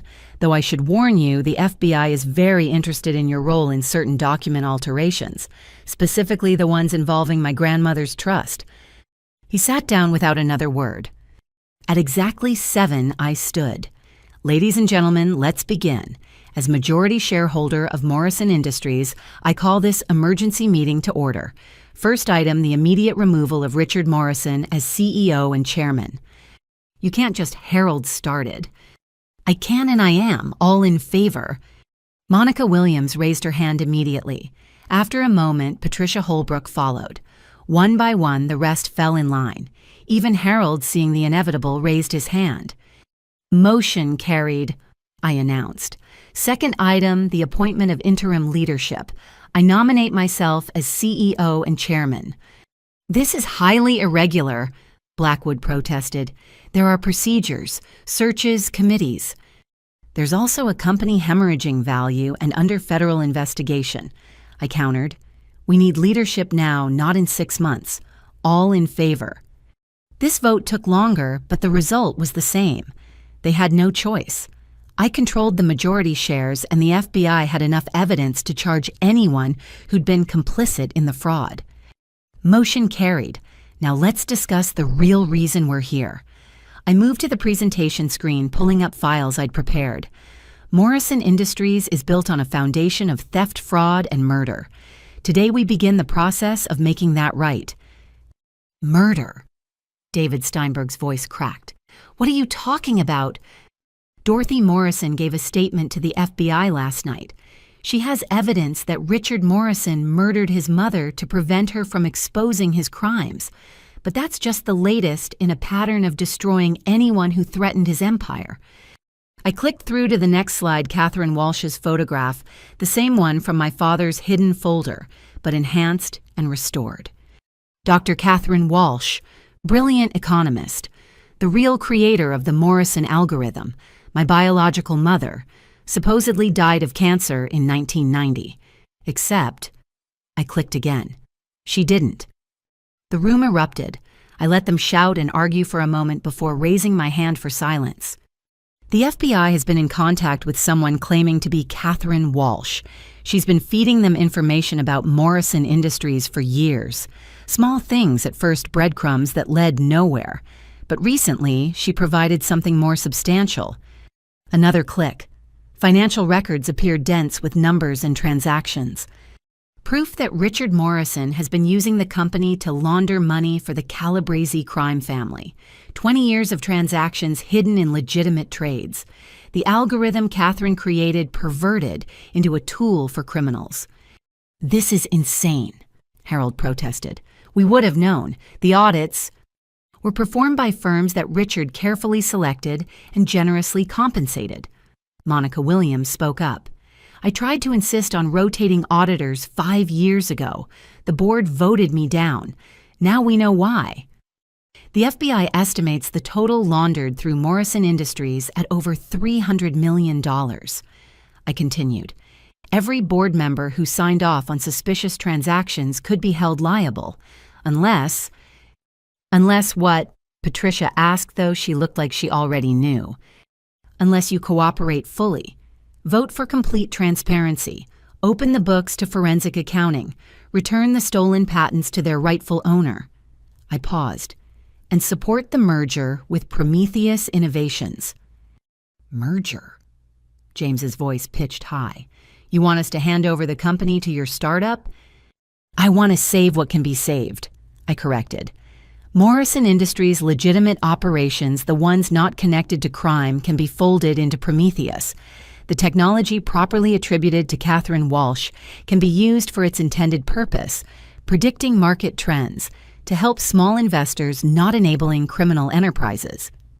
"And if we refuse," Roberto asked, "then you explain to the FBI why you voted to continue criminal operations. I'm sure they'll be very interested in your reasoning." Blackwood cleared his throat. "There's the matter of the murder allegation, Dorothy Morrison's claims about her mother's death. The board can't be asked to make decisions under the cloud of such accusations." "You're right," I agreed, "which is why I've invited a special guest to address that very issue." The boardroom door opened. Dorothy entered looking every inch the Morrison matriarch in her severe black suit. But she wasn't alone.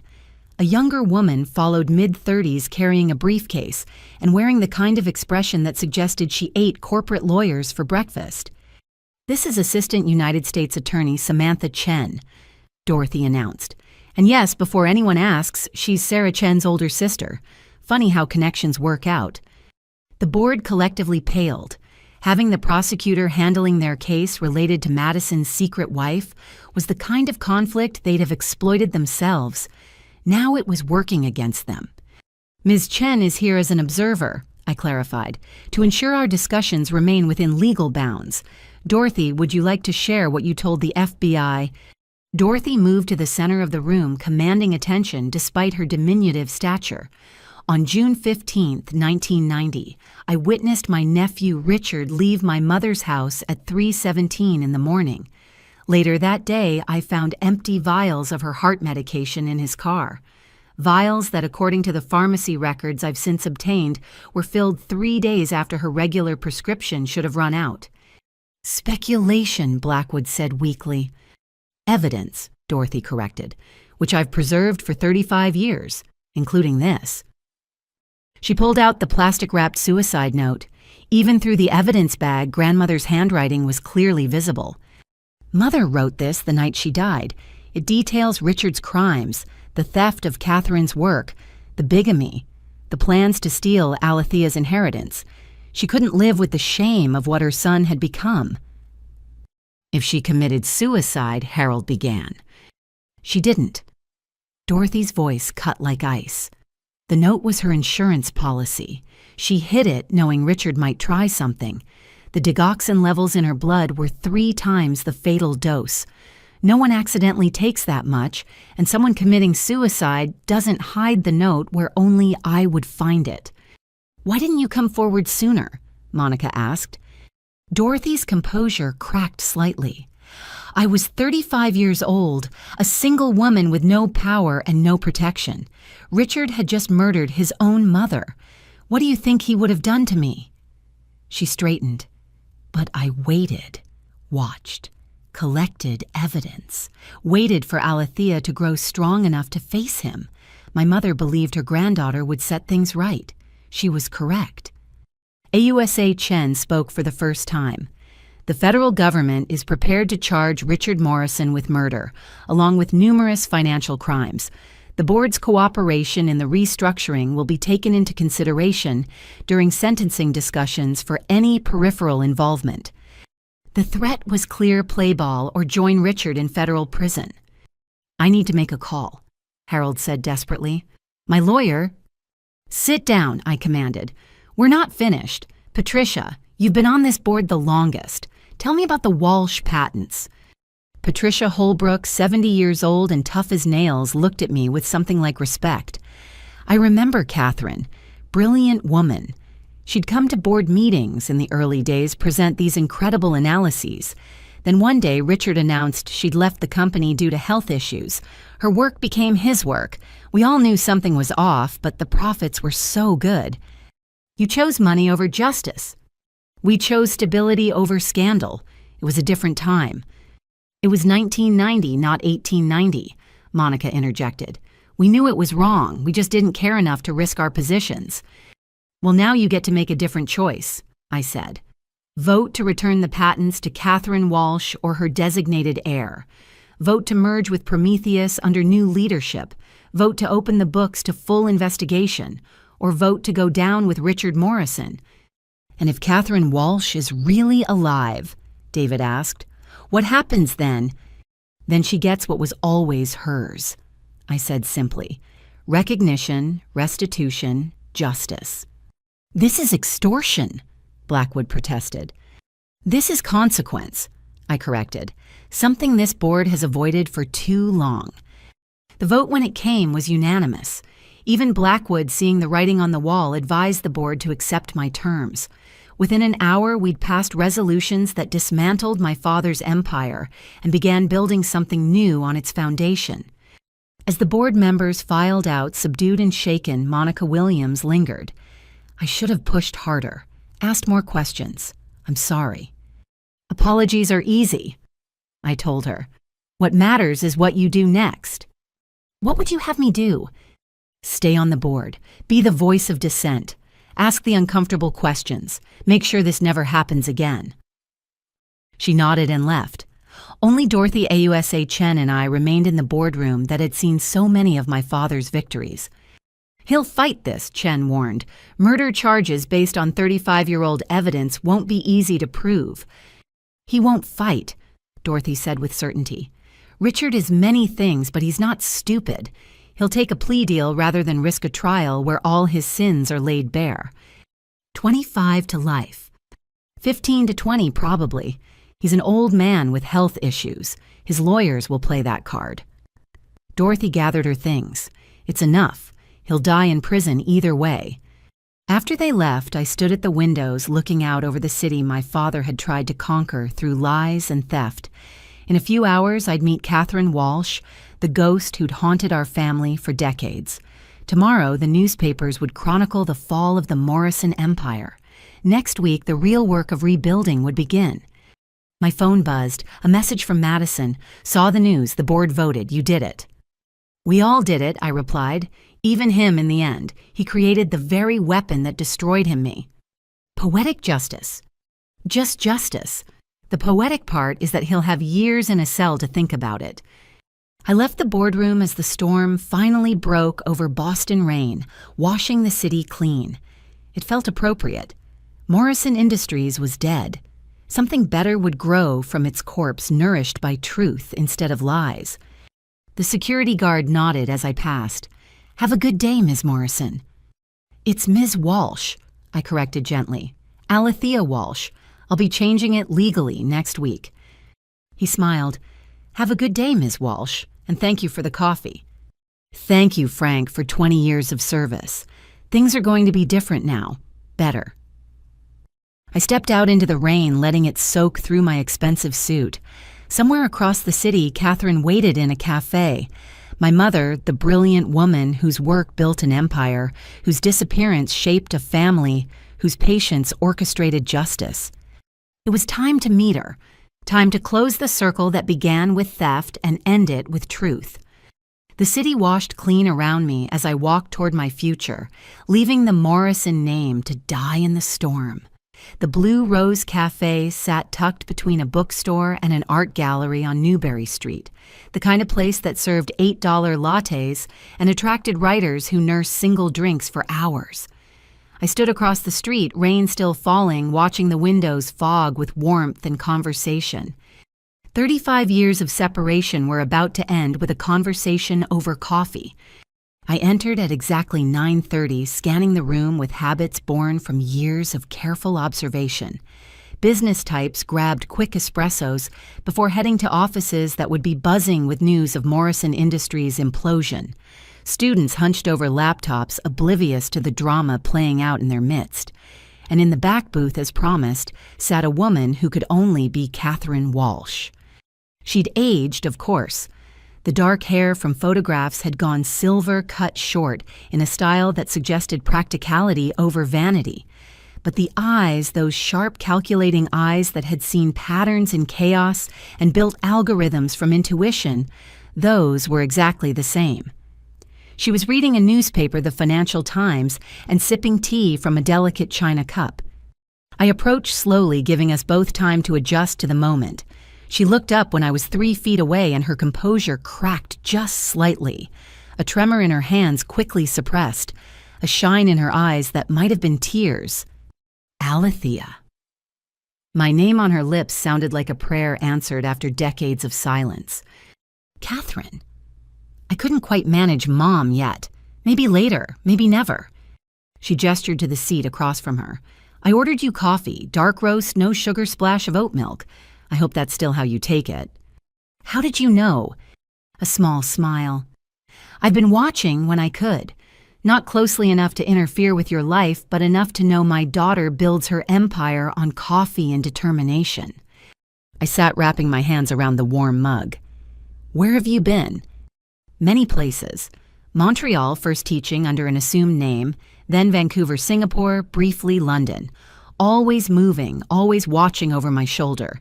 Did you know paranoia can become a kind of companion? After a while, you almost miss it when it's gone.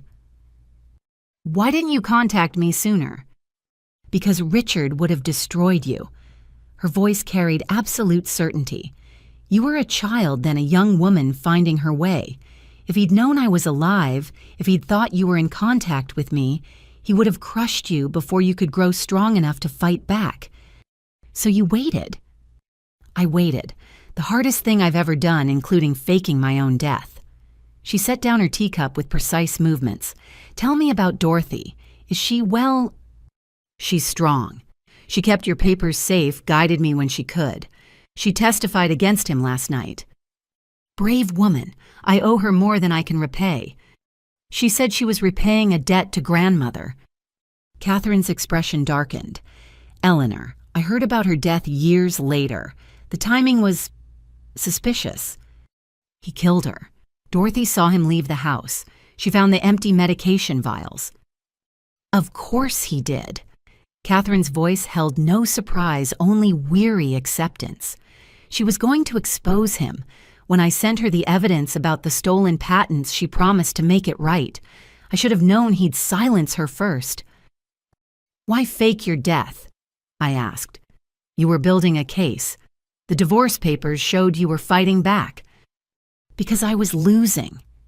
She pulled out a folder. Everyone in this family seemed to carry evidence like others carried phone chargers. The cancer was real, stage 2 pancreatic, but treatable with early detection. I was going to beat it. Then things started happening. She spread papers across the table, medical records, police reports, insurance claims. My oncologist died in a car accident.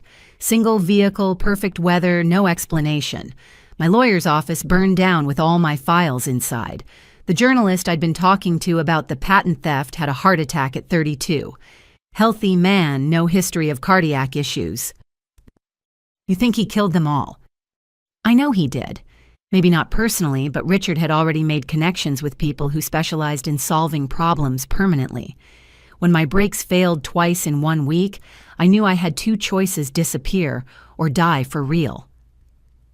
So you chose to vanish. With help. There was a network for women escaping dangerous situations. They helped me create a new identity, stage my death, start over. The hardest part was leaving you behind. Her voice broke slightly. You were 2 years old, just starting to talk in full sentences. Your first word was, why fitting, really. I don't remember you at all, I admitted. I know, that was the point. If you didn't remember me, you couldn't miss me. Couldn't accidentally reveal something that would make Richard suspicious. She reached across the table, stopping just short of touching my hand. May I? I nodded and she covered my hand with hers. Her touch was warm, tentative, carrying the weight of lost decades. I'm proud of you, she said. What you built, how you built it. You took the gift I gave you, that mind for patterns and numbers, and created something I never could have imagined. I had advantages you didn't. Distance from him. Time to prepare. You had disadvantages too. No mother to guide you. A father who saw you as disappointment. A sister raised to compete rather than connect. She squeezed my hand gently. Yet you thrived. That's not advantage. That's character. Before I could respond, my phone buzzed. Madison calling. I should take this, I said. Catherine nodded. Family first. I learned that too late. Madison, I answered. Alethea, thank God. Her voice was strained. Are you somewhere safe, somewhere public? Yes, why? Don't go home. Don't go to your office. The FBI just called Sarah. They intercepted communications suggesting, God, I can't believe I'm saying this. Someone put a hit out on you. My blood chilled. Who? They're not sure. Could be the Calabreses, could be someone else. But it's credible enough that they're taking it seriously. They want you in protective custody until they figure it out. I looked at Catherine, who'd gone rigid at my change in expression. I'll call you back, I told Madison. I'm safe where I am. I hung up and was about to explain when Catherine spoke first. Threats. Apparently someone wants me dead. The FBI intercepted communications. Not someone, Catherine said grimly. Richard. Even from jail, he's trying to solve his problems the permanent way. You think he'd actually try to kill you? He killed his own mother. Tried to kill me multiple times. You just destroyed everything he built. Of course he wants you dead. She pulled out her phone, dialed quickly. It's me. Yes, she's here. We have a problem. Credible threat, FBI confirmed. I need a full team. Yes, now. Who was that? I asked. Friends. People who've been helping me stay hidden for 35 years. They'll keep us safe until this is resolved. Catherine. I said carefully, what kind of friends have private security on speed dial? She smiled, but it didn't reach her eyes. The kind you make when you've been feeding information to multiple government agencies about financial crimes for 3 decades. I wasn't just hiding Alethea. I was working, building cases, tracking money, helping authorities understand the systems I created that criminals perverted. You've been a federal informant this whole time. Informant, analyst, consultant. Whatever they needed. It kept me useful, which kept me protected. And it let me watch Richard's empire grow, documenting every crime, waiting for the right moment. Which was me. Which was you. She signaled the barista for more tea. I knew eventually he'd create his own destroyer. Men like Richard always do. Their arrogance becomes their weakness. He raised you to be smart enough to help him, but never considered you might be smart enough to beat him. A black SUV pulled up outside. 3 people got out, all wearing the kind of suits that suggested concealed weapons and government training. Our ride, Catherine announced. Where are we going? Somewhere safe, where we can talk properly without wondering if someone's about to put a bullet through the window. We left the cafe through the back exit, Catherine moving with practiced ease that suggested this wasn't her first time evading danger. The rain had stopped, leaving the streets slick and gleaming. The SUV's interior smelled like leather and the particular kind of air freshener favored by federal agencies. Ma'am. The driver addressed Catherine with obvious respect. "The safe house is ready, 40-minute drive. Team 2 is already in position." "Thank you, Marcus. This is my daughter, Alethea. She's the primary target." Marcus met my eyes in the rearview mirror. "Ms. Walsh, we've been briefed. You're safe now." As we drove through Boston's twisted streets, Catherine filled in more pieces of the puzzle. After I died, Richard became more bold. The Calabrese connection started small little favors, overlooked regulations. By the time he realized he was in their pocket, it was too late. They owned him. But he kept playing the successful businessman, while bleeding the company dry to pay his debts. The gambling wasn't recreation, it was desperation. He kept thinking one big win would solve everything. Classic gambler's fallacy from a man who should have known better. "Did you know about Madison, about Sarah?" "I found out 2 years ago. I was proud of Madison for finding real love, devastated that she felt she had to hide it. Another life distorted by Richard's poison." "She's free now, they both are." "Thanks to you." Catherine studied me with those analytical eyes. "You gave everyone what I couldn't, a clean ending, or at least the chance for one." We were leaving the city now, heading into the Massachusetts countryside. The safe house, when we arrived, looked like a modest colonial home. Only the subtle security cameras and reinforced windows suggested it was anything more. Inside, more federal agents waited. A command center had been set up in what should have been the dining room, complete with monitors and communication equipment. "Ms. Walsh," a woman in an FBI windbreaker approached. "Agent Sarah Foster. I've been your mother's handler for the last 10 years. We need to discuss the current threat assessment." She led us to a secure room, windowless and probably soundproofed, the kind of place where dangerous truths could be spoken safely. "The Calabrese family is in disarray," Foster began. "Our raids last night netted 16 high-level members, including 2 of the 3 brothers who run the organization. But the 3rd brother, Vincent, is still at large. Our intelligence suggests he blames you for the family's downfall." "Not Richard?" I asked. "Richard's in custody. You're accessible. Vincent Calabrese isn't known for complex thinking. He wants revenge, and you're the easiest target." "What about Madison, Sarah, Helen?"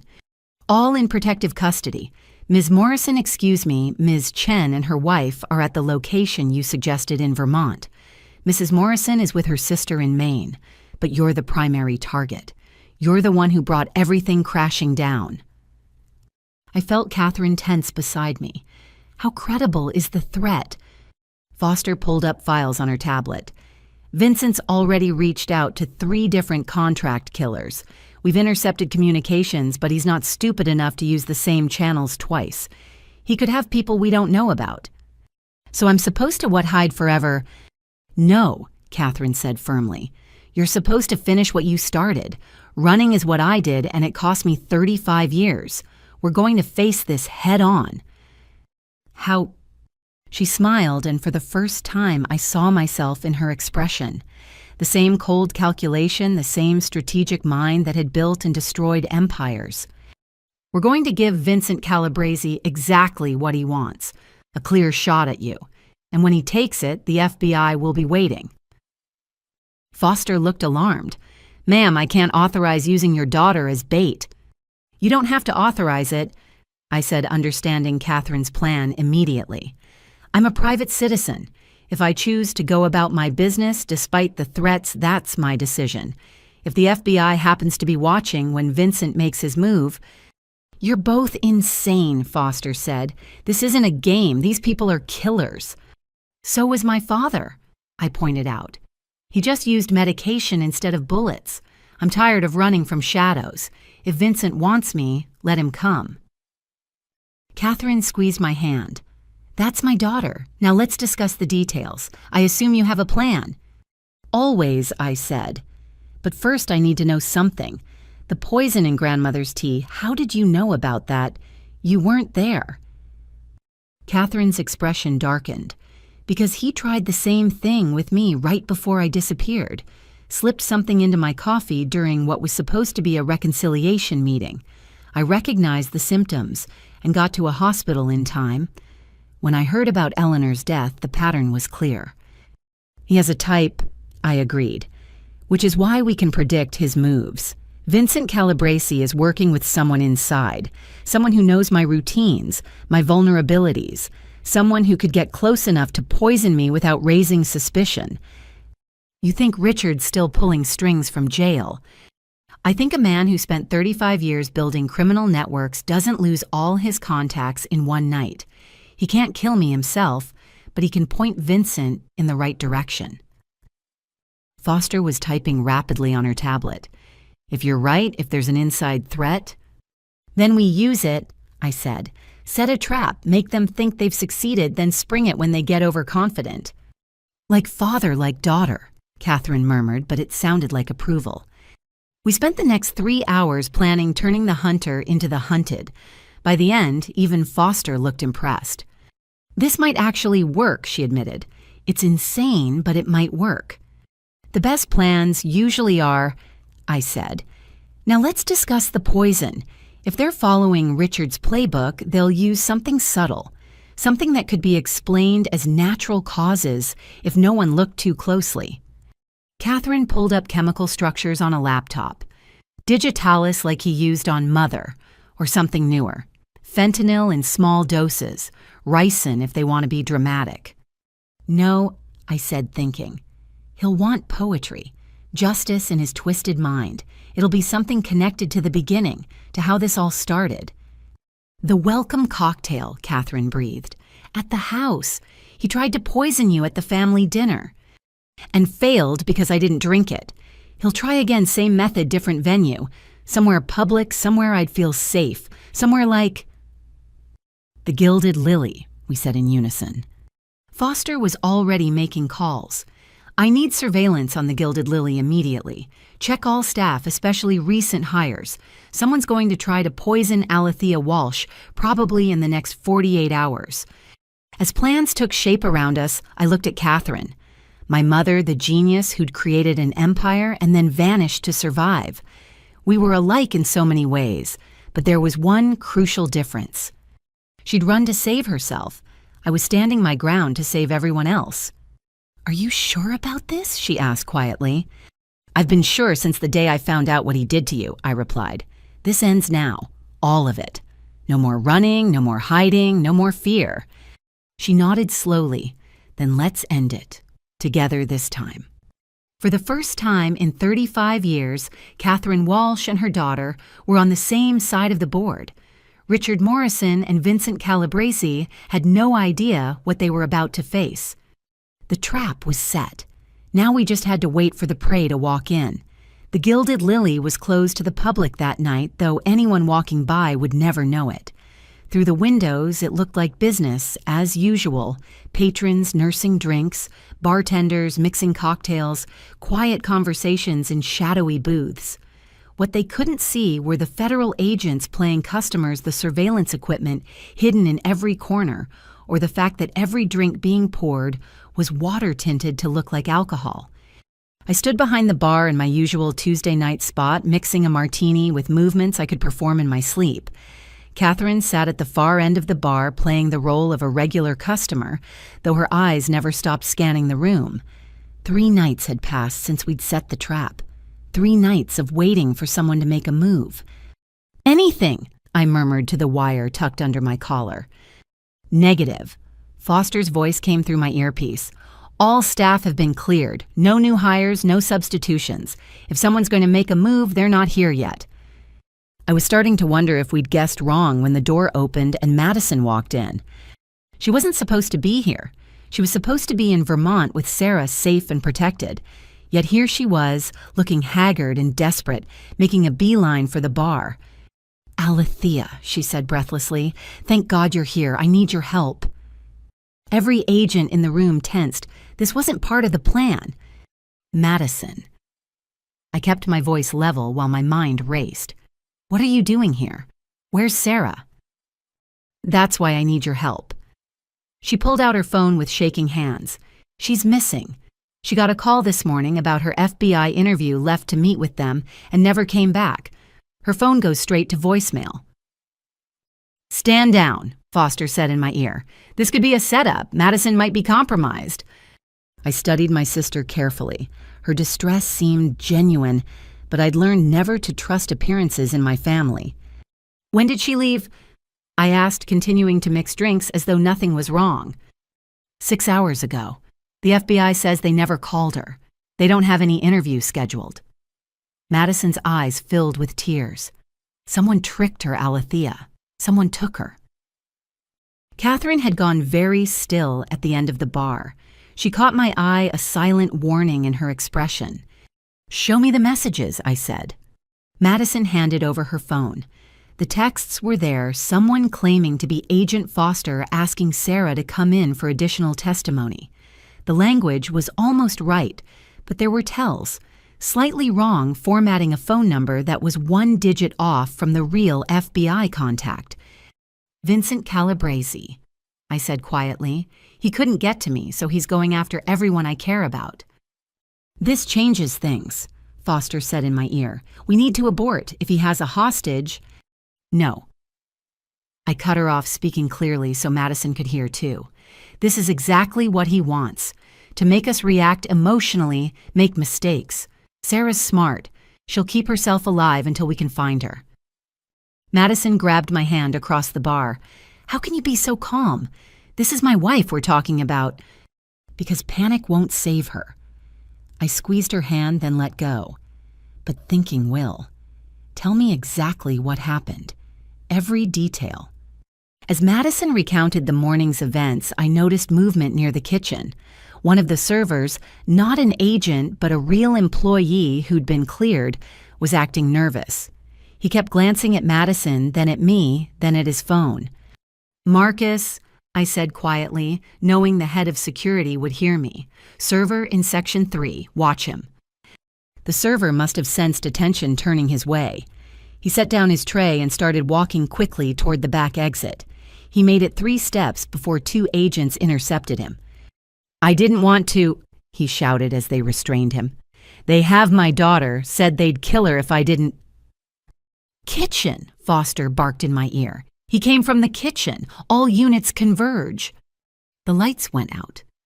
Emergency lighting kicked in a second later, bathing everything in red. In that split second of darkness, I heard Madison gasp, felt something splash across my shirt, smelled something sweet and chemical. "Nobody move," Foster's voice boomed through the restaurant. I looked down. My shirt was soaked with liquid from a glass Madison had been holding, a glass I hadn't served her, a glass that had appeared while my attention was on the nervous server. Poison. Catherine was suddenly beside me, her facade of calm cracking. Probably. I carefully didn't touch the liquid. "Madison, where did that glass come from?" My sister stared at it in horror. I don't know. It was just there. I picked it up without thinking when you were talking to that server. "Classic misdirection," I said. "Create a distraction with the nervous employee while someone else plants the real threat." Agents swarmed the kitchen, but I already knew what they'd find. During the chaos, someone had slipped in and out, leaving behind a poisoned drink that I was supposed to consume if Madison hadn't picked it up first. "Sample team incoming," Foster announced. "Nobody touches anything. Madison, we need to get you to a hospital immediately." "I didn't drink any," Madison protested. "It just spilled." "Skin contact might be enough, depending on what it is," Catherine said. She was in full scientist mode, now examining the spill pattern without touching it. "The color's wrong for digitalis. Could be ricin in solution or this." An agent emerged from the kitchen holding an empty vial with gloved hands. "Found it in the trash. Fentanyl. Concentrated dose." "Enough to kill?" I asked. "Enough to kill 5 people," the agent confirmed. Madison swayed on her feet. "But I didn't— Sarah, we have to find Sarah." "We will," I promised. "But first we need to get you checked out. Even skin contact with fentanyl can be dangerous." As paramedics arrived to take Madison for evaluation, I noticed something tucked under the bar where the poisoned glass had been placed. A folded piece of paper. "Don't touch it," Foster warned, but I was already using tongs to pick it up carefully, unfolding it. The message was brief. Your sister for mine, midnight, Morrison Industries loading dock. Come alone or the FBI agent dies. He doesn't have just Sarah, I said, showing the note to Foster and Catherine. He has the real agent Foster too, the one who was supposed to interview Sarah. Foster, the one who'd been running our operation, went pale. That's Jessica Foster, my partner. She was on protective detail for Sarah Chen. So Vincent grabs them both, uses Jessica's credentials to lure Sarah out, then uses them both as bait to get to me. I set the note down carefully. He's smarter than we gave him credit for. You're not going, Catherine said immediately. It's clearly a trap. Of course it's a trap, but he has 2 innocent people. I can't let them die because of me. The FBI can handle this, Foster insisted. We'll surround the building, take him down. And he'll kill them both the moment he sees the first agent. I was already thinking through scenarios, calculating odds. No, this needs to be handled differently. He wants me specifically. There's something personal about this beyond just the Calabrese family's downfall. What do you mean? Catherine asked. Think about it. He could have grabbed Madison Helen, anyone close to me. But he took Sarah Madison's wife, and he's demanding we meet at Morrison Industries. This isn't just about revenge, it's about Richard. My phone rang. Unknown number. Answer it, Foster said. We're tracing. Hello, Vincent, I said, putting it on speaker. Smart girl. His voice was rough-accented, carrying the weight of old-school organized crime. Figured out my name already. It wasn't hard. You're the only Calabrese brother still free, though not for long. He laughed. Maybe not, but I'll take you with me. You and your father's whole rotten family. My father's in federal custody. What does he have to do with this? Everything. The word exploded from him. 30 years my family did business with Richard Morrison. 30 years of moving his money, cleaning his sins, keeping his secrets. We were partners. You were parasites feeding off each other, I corrected. We were family. His voice cracked with emotion. My daughter, my Maria, she worked in his building. Trusted position, good pay. Until 5 years ago. Something cold settled in my stomach. What happened 5 years ago? Your father happened. She found something in the books, discrepancies, places where money vanished. She thought it was a mistake, tried to fix it. But it wasn't a mistake, was it? It was him stealing from us. So you killed her, I guessed. He killed her, Vincent roared. Made it look like suicide. 23 years old, my baby girl, and he threw her off the roof of Morrison Industries because she found where he was skimming our money. I closed my eyes. Another ghost in my father's collection. Another life sacrificed to keep his secrets. I'm sorry about Maria, I said, meaning it. But Sarah and Agent Foster had nothing to do with that. Let them go. No, you took my brothers, destroyed my family's business. Your father took my daughter. Now I take what matters to you. Vincent, listen. Midnight, loading dock, alone, or I start sending pieces of them to your bar. The line went dead. Got him, one of the tech agents announced. He's calling from inside Morrison Industries, 40th floor. The boardroom, I said. He's in the boardroom where I took the company from my father. It's poetic justice in his mind. We can have teams there in 20 minutes, Foster said. Which is why I need to go now before he expects it. I was already moving, grabbing things I'd need. He's emotional, acting on impulse.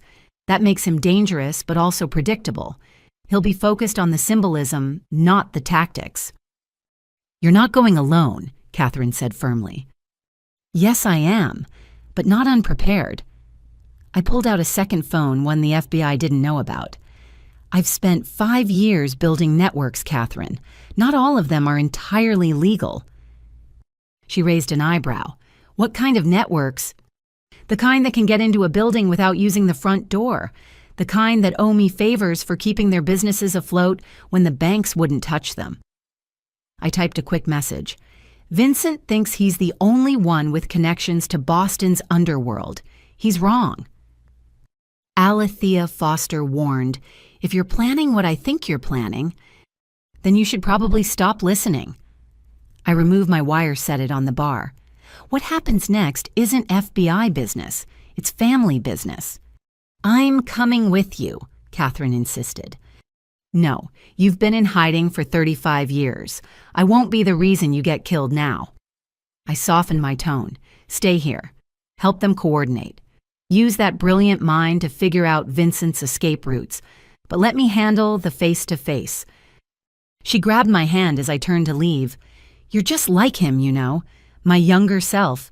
Brave and brilliant and absolutely infuriating when you've made up your mind. Then you know you can't stop me." "I know." She pulled me into a fierce hug, the first real embrace we'd shared. "But I can tell you this Vincent's not the real threat. He's angry and grieving and sloppy. The real threat is whoever helped him get into that building. Someone with access, with knowledge of the systems." "I know," I whispered back. "That's why I'm really going." I left through the back exit knowing the FBI would track me, but hoping my other resources would move faster. The streets were dark, the city settling into its late-night rhythm. Somewhere in the Morrison Industries building, Sarah and Agent Foster were being held by a man driven mad by grief and revenge. But Catherine was right. Vincent Calabrese couldn't have gotten into that building alone. Someone had helped him. Someone who knew the security systems, the access codes, the blind spots. Someone who was still playing Richard Morrison's game, even with him behind bars. My phone buzzed. A message from an unlisted number: "Maintenance entrance, 10 minutes, door will be open." T. Tony Ferretti, former mob enforcer turned security consultant. I'd helped him go legitimate when no one else would trust him. Time to collect on that debt. Another message, this one from Madison. "At hospital, I'm okay. Find Sarah, please." I would. But first I had to find out who the real puppet master was. Vincent thought he was in control, but someone was pulling his strings. Someone who wanted me dead as badly as my father did. The maintenance entrance was exactly where Tony said it would be, the door slightly ajar. I slipped inside, letting my eyes adjust to the darkness. Somewhere above me, Vincent waited with his hostages and his grief. But I wasn't going up there as Alethea Morrison, the billionaire who destroyed an empire. I was going as Catherine Walsh's daughter, raised by criminals and trained by truth. Vincent Calabrese was about to learn the difference. The maintenance tunnels beneath Morrison Industries smelled of industrial cleaner and decades of secrets. I moved through them, guided by memory and Tony's hastily drawn map, every shadow a potential threat. 39 floors above Vincent Calabrese waited with 2 hostages and a lifetime of rage. My phone vibrated. Tony again. "Service elevator disabled floors 35 to 40. Stairs are clear to 38. Camera blind spot on 39 northwest corner." I typed back, "Security." "Skeleton crew, most pulled back when FBI showed presence earlier. Vincent's got maybe 2 men with him, max." 2 men plus Vincent against me. Not ideal odds, but I'd faced worse in boardrooms. I reached the stairwell and began climbing. Each floor brought back memories. 23rd, where I'd first pitched Prometheus to investors, who laughed at the bartender playing businesswoman. 31st, where my father had his secondary office, the one he thought no one knew about. 35th, where Maria Calabrese had probably discovered the truth that killed her. At 38, I paused. 2 more floors to Vincent, but something felt wrong. The building was too quiet, even for midnight. Where was the FBI Foster had said 20 minutes and it had been nearly 30. Another message, this time from an unknown number. "They won't come. I made sure of it. Consider this professional courtesy, one businessman to another. You have 10 minutes before the building burns. B. Bradley." My sister's soon-to-be ex-husband was the inside man. I should have seen it. He'd been too helpful, too willing to cooperate with the FBI. The perfect grieving husband act had fooled everyone, including me. No time to process the betrayal. If the building was rigged to burn, I had minutes to save Sarah and Agent Foster. I burst through the stairwell door onto the 39th floor. The executive level spread before me, all glass and shadow. Emergency lighting cast everything in hellish red, appropriate for what was coming. "Vincent," I called out. "I'm here. Let's talk." Movement from the corner office. Vincent Calabresi emerged looking nothing like the polished criminals who usually worked with my father. He was old school, thick shoulders, scarred hands, grief etched into every line of his face. Behind him, I glimpsed two figures tied to chairs.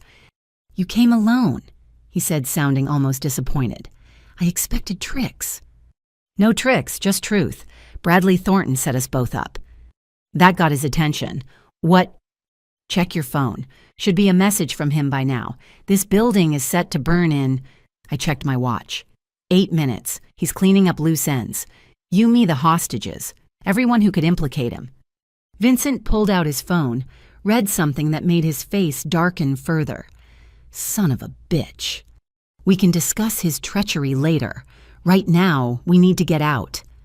I took a step forward. "Let me help with the hostages." "Stay back." One of his men raised a gun, young and nervous. "Shoot me and we all die here," I said calmly, "or we can work together and live to get revenge on the man who played us both." Vincent studied me for a long moment. In his eyes, I saw a father's grief, a criminal's calculation, and something unexpected respect. "You're not like your father," he said finally. "No, I'm like my mother. She knew when to fight and when to survive. Right now, we need to survive." He nodded to his men. "Cut them loose." Sarah looked roughed up but alert when they removed her gag. "Alethea, what's happening?" "Bradley's happening," I said, working on her bonds. "Long story. Can you walk?" "I think so." Agent Jessica Foster was unconscious, a nasty bruise on her temple. One of Vincent's men lifted her fireman style. "Stairs?" Vincent asked. "No. Bradley's too smart. He'll have rigged those first." I thought fast, Catherine's analytical mind working through possibilities. The executive elevator. It has separate fire controls, goes straight to the parking garage. If he didn't think we'd get this far... We ran for it, a bizarre group, the billionaire, the mob boss, his thugs, and 2 kidnapping victims. The elevator doors opened immediately. Thank God for small miracles. As we descended, Vincent spoke. "Your father visited me 2 weeks ago. Video call from Federal Holding." "That's not possible. He's in isolation." "Money makes anything possible. He wanted you dead. Offered me $10 million from hidden accounts if I killed you." "But you took Sarah instead." "I wanted you to suffer first, like I suffered when Maria died." His voice cracked. "She was everything good I'd ever made in this ugly life. Your father took her because she was honest." The elevator shuddered, slowing. Floor 25, not our stop. "Move." I ordered, hitting the emergency button. Nothing. The doors began to open. Bradley stood in the hallway looking nothing like the desperate son-in-law from a week ago. This was the real Bradley Thornton cold, calculating his father's son after all. "Hello, everyone," he said pleasantly. Behind him stood 4 men with automatic weapons. "Slight change of plans." Vincent reached for his gun, but Bradley tutted. "I wouldn't. My men have orders to shoot everyone except Alethea if you so much as twitch. I need her alive. The rest of you are expendable." "Why?" I asked, though I was already calculating angles, distances, possibilities. "Because you're going to sign some papers. Transfer of ownership for Prometheus, the Morrison shares all of it, to a shell company that will eventually trace back to me." He smiled. "My father always said the best deals are made under duress. Your father's in federal prison." "For now. But with your fortune and Morrison Industries infrastructure, I can buy enough judges to spring him. Then we rebuild correctly this time. No trail leading back to organized crime, no vulnerable women finding discrepancies.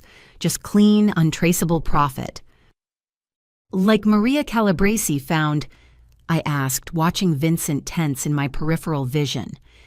Bradley's smile faltered slightly. "That was your father's mess. He got sloppy, emotional. Killing her was stupid. Should have just paid her off or relocated her. You were there, Vincent breathed. You were there when my Maria died. I was in the building. Richard called me panicking, said his secretary had found something. I told him to handle it quietly, but he went full dramatic, threw her off the roof like this was some movie. Bradley shrugged. Cost us a lot to clean that up. Vincent made a sound like a wounded animal. In the confined space of the elevator, his rage was a living thing. So you see, Bradley continued, seemingly oblivious to the danger, I'm much more practical than Richard. I won't kill you, Alethea. Just bankrupt you and leave you to tend bar for real. Poetic, really. There's just one problem with your plan, I said. What's that? I smiled my mother's smile, cold, calculating. I don't make deals under duress. I make war. I hit the elevator's fire override, not the public one Bradley had disabled, but the hidden one my father had installed for his own escapes. The door slammed shut as the elevator plummeted toward the basement. Bradley's shocked face disappeared as bullets sparked off the closing steel. 5 minutes until the building burns, I announced to our group. Basement has old tunnels connecting to the subway maintenance areas. We go down then out. You planned for this? Sarah asked, steadying herself against the elevator wall. I plan for everything. It's what separates survivors from victims. The elevator hit the basement level hard enough to buckle my knees. We spilled out into darkness, lit only by emergency strips along the floor. Behind us, I could hear Bradley's team in the stairwell descending fast. This way. I led them through passages I'd explored during my hostile takeover research. Know your battlefield, Catherine had written in one of her journals. Every entrance, every exit, every secret. The tunnels were worse than I remembered, water dripping from corroded pipes, rats scuttling away from our footsteps. Agent Foster was starting to come around, mumbling incoherently as Vincent's man carried her. Why save us? Vincent asked as we ran. I came to kill you. Because you're grieving. Bradley's just evil. There's a difference. Your father killed my daughter, and he'll die in prison for it. But Bradley, he'll keep killing if we don't stop him. I paused at a junction, orienting myself. Left here, should connect to the old bootlegger tunnels. How do you know about those? Vincent sounded impressed despite himself. My great-grandfather ran liquor during Prohibition, family business before he went legitimate. Some of us remember our roots. Behind us, an explosion shook the tunnel, the building's basement levels erupting in flame, Bradley's insurance policy against our survival. Move. I shoved everyone forward as heat chased us through the passages. The air grew thick with smoke, each breath burning. Sarah stumbled, coughing. I caught her arm, half dragging her forward. Almost there. See that light? That's the subway access. We burst through a rusted gate into a maintenance tunnel just as the passage behind us became an inferno. The roar of flames mixed with the distant rumble of late-night trains. Everyone alive. I did a quick count. Vincent's 2 men, Agent Foster, barely conscious. Sarah gasping but upright. Vincent himself looking like he'd aged another decade. My phone, miraculously intact, buzzed with messages. The FBI had arrived at Morrison Industries to find it fully ablaze. Bradley was being sought, but had vanished. Madison was safe at the hospital, demanding updates. What now? Vincent asked. Now we get Agent Foster medical attention. Sarah, too. I looked at the mob boss who'd come to kill me. And you decide what matters more, revenge on a dead dream or justice for Maria. What's the difference? Revenge means you keep coming after me, probably die in the attempt. Justice means you testify against Bradley, help put him away for your daughter's murder. He considered this. And what do I get? Witness protection, new life, chance to honor Maria by living better than you have. You'd trust me? I'd trust your grief. It's the most honest thing in this whole mess. Sirens echoed above us. The FBI had tracked my phone despite my precautions. Within minutes, we were surrounded by agents, EMTs, enough firepower to stop a small army. Foster, the one who'd been running the operation, pushed through the crowd. Alethea, thank God. When the building went up, Bradley Thornton, I said simply. Inside man, he's got maybe a 20-minute head start. On it. She barked orders, setting a citywide net in motion. I sat on a concrete barrier, suddenly exhausted. Sarah slumped beside me, our shoulders touching. Madison's going to kill me, she said. She's going to kiss you first, then possibly kill you. I managed a weak smile. Thank you for not dying. Thank you for saving me. Us. She glanced at Vincent being led away by agents. That was unexpected. Catherine taught me something tonight. Sometimes the real enemy isn't the obvious one. It's the one hiding behind the reasonable mask. Speaking of which, Sarah pointed to a figure approaching through the chaos. Catherine walked toward us, ignoring FBI protests, her face a masterwork of controlled fear. She'd maintained her composure through 35 years of hiding, but seeing her daughter emerge from a burning building had finally cracked it. You're an idiot, she said, pulling me into a fierce hug. Brave and brilliant and an absolute idiot. Learned from the best, I murmured against her shoulder. When she pulled back, her eyes were wet but fierce. Bradley. In the wind, but not for long. He made one crucial mistake. What's that? He let me live, and I know exactly where he's going. Foster appeared at my elbow. Care to share with the class? His father. Everything Bradley does is about impressing his father. He'll try to break him out, probably already has men moving on the federal facility. I stood, new energy flowing through exhaustion. If you move now... Already on it, Foster assured me. Teams dispatched 10 minutes ago when you mentioned it in the tunnels. I blinked. You heard that? Your phone was broadcasting the whole time. You really think we'd let you go in alone? She grinned. Though I'll deny that in court. Officially, you acted without FBI knowledge or support. Officially, I'm just a bartender who got lucky. I agreed. 2 hours later, Bradley Thornton was in custody, caught trying to bribe guards at his father's federal holding facility. The money he'd offered traced back to accounts stolen from Morrison Industries, the same hidden funds my father had used for his criminal enterprises. Vincent Calabresi sat in an interrogation room spilling 30 years of secrets. His testimony would put away what remained of his organization and add decades to my father's sentence. Sarah reunited with Madison in a tearful embrace that reminded me family could mean chosen bonds, not just blood. And Catherine and I stood outside the FBI building watching dawn break over Boston. Morrison Industries was gone, its headquarters a smoking ruin. But Prometheus would rise from its ashes stronger and cleaner than what came before. Was it worth it? Catherine asked. Destroying everything to get justice. It wasn't destruction, I corrected. It was revelation. The rot was always there. I just exposed it to sunlight. And now we build something better, together if you're willing. She took my hand, mother and daughter united after 35 years of separation. I've been waiting to hear you say that since the day I left. No more waiting, I promised. No more hiding, just truth. The sun rose higher, burning away the shadows of night. Somewhere my father sat in a cell contemplating a lifetime of consequences. Bradley faced the same fate. The Calabresi crime family was finished. But we were just beginning. Come on, I said, tugging Catherine toward the street. I'll buy you breakfast. There's this little cafe that makes the best pancakes in Boston.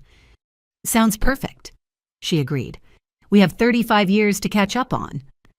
We walked into the morning, leaving the FBI and the crimes and the burning building behind. 2 women who'd survived the worst men could do, ready to build something better from the ashes. The city woke around us, unaware that its old king was dead and new queens had risen. That was fine. We didn't need recognition or revenge anymore. We just needed each other and the truth. Everything else would follow. The cafe Catherine suggested wasn't the trendy spot I'd expected, but a tiny hole in the wall in Chinatown, the kind of place that had survived decades by serving perfect food to people who knew better than to ask questions. We sat in a back booth, 2 cups of black coffee between us, the weight of revelation settling like dust after an explosion. "You knew I was alive," Catherine said. It wasn't a question. I suspected. Too many coincidences. Anonymous tips to the FBI that knew exactly where to look, the way certain evidence appeared just when I needed it. I stirred my coffee, watching patterns form in the dark liquid. "How long have you been back in Boston?" 3 years. Ever since you found out about the stolen trust fund?" She smiled ruefully. "I couldn't stay away once I knew you were making your move. Had to be close enough to help if needed."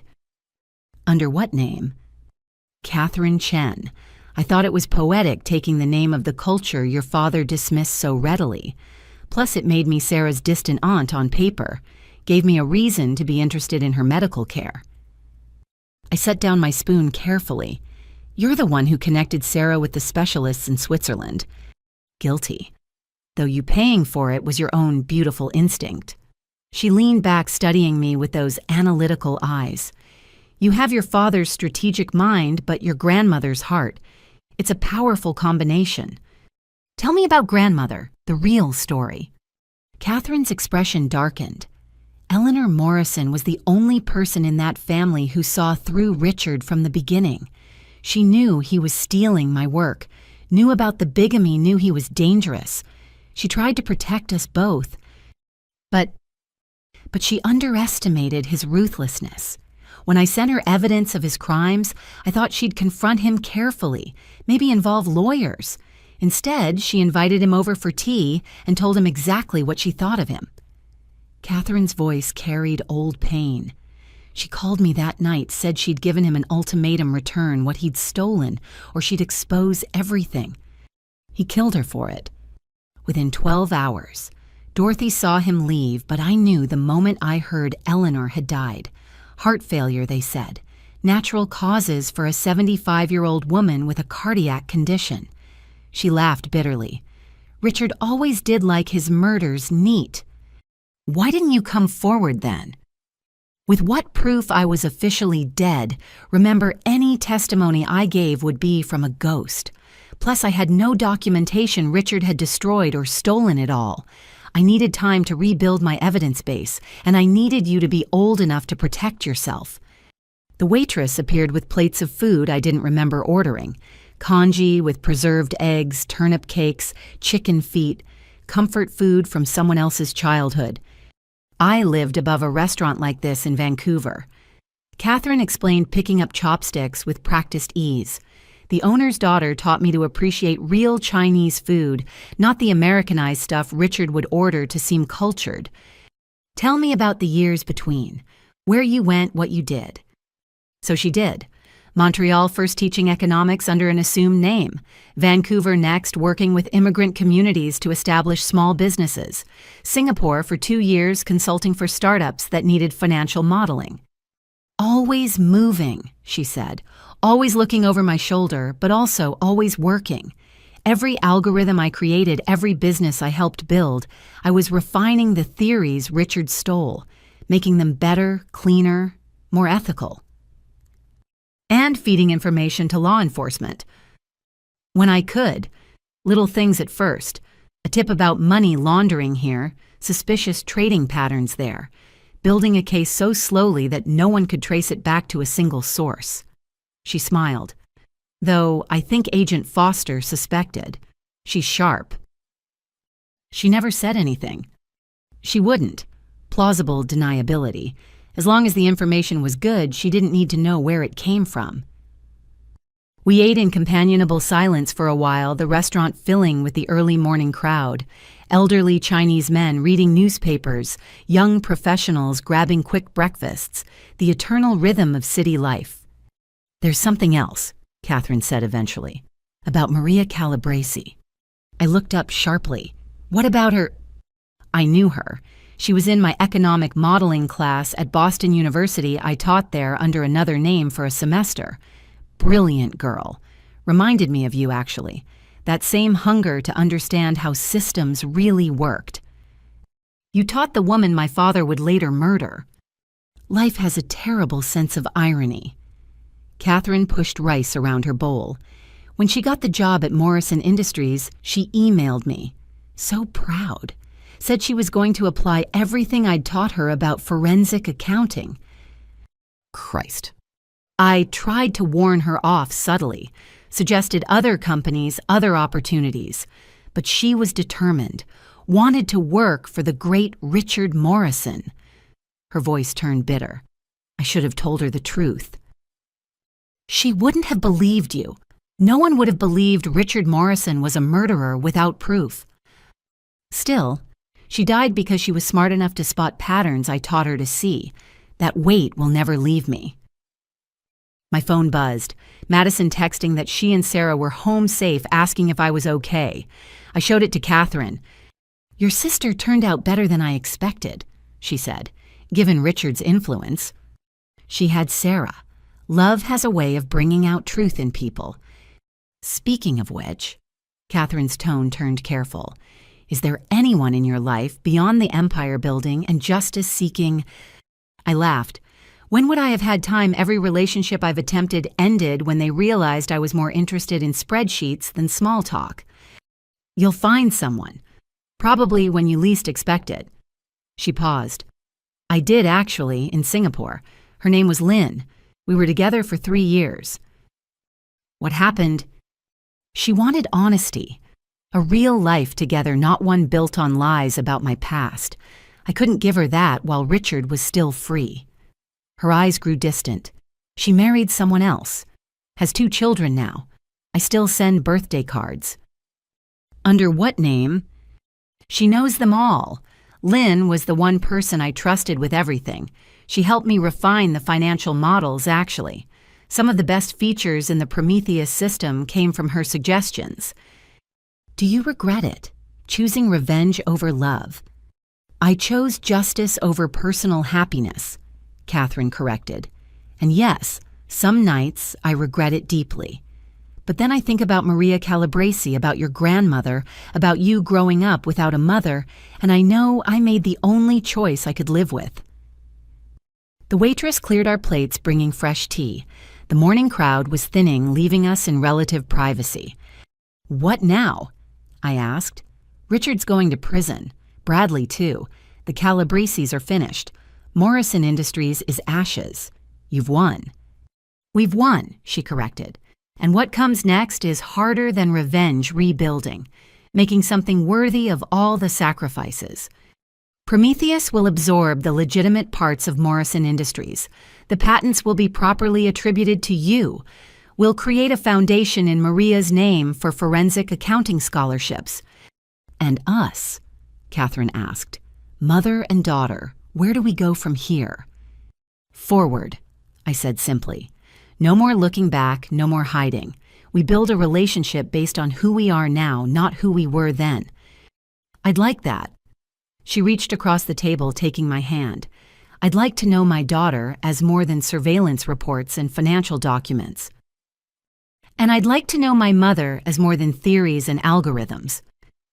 We sat there, hands clasped across the table, 2 women who'd lost decades but gained truth. Outside, Boston churned on, oblivious to our small moment of reconciliation. There's one more thing, Catherine said. About the FBI, they're going to offer you something. Witness protection. Better. A consulting position, using the skills you've developed to help them track financial crimes. I've been doing it informally for years, but you could make it official. Is that what you want for me to become a government employee? I want you to be happy, she said firmly, whether that's running Prometheus, working with the FBI, or going back to tending bar. You've earned the right to choose your own path. Before I could respond, my phone rang. Foster. Alethea, can you come to the Federal Building?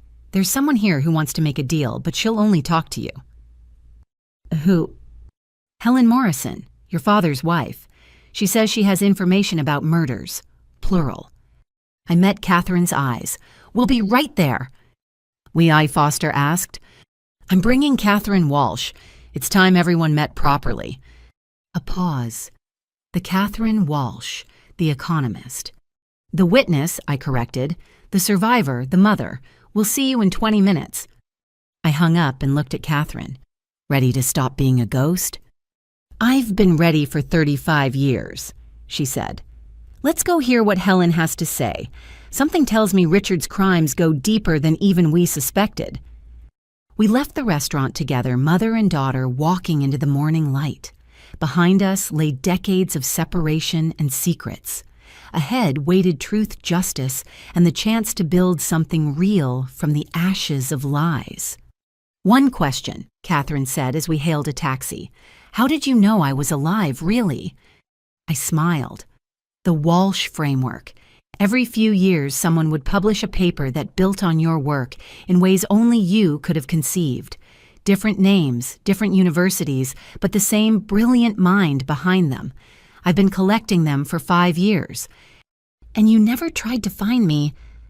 I knew you'd come when you were ready, just like you knew I'd be strong enough to handle the truth when I was ready. I opened the taxi door for her. We're economists, Catherine. We understand that timing is everything. She laughed, the sound bright and real. God, I've missed having someone who thinks like me. Well, I said, sliding in beside her, you've got me now, for whatever comes next. The taxi pulled into traffic, carrying us toward whatever new revelations Helen Morrison was about to unleash. But for the first time in my life, I wasn't facing them alone. I had my mother beside me, brilliant and brave and unbreakably mine. It was enough, more than enough. It was everything. The federal building's interview room had seen its share of confessions, but Helen Morrison looked less like a criminal and more like a woman finally exhaling after holding her breath for 40 years.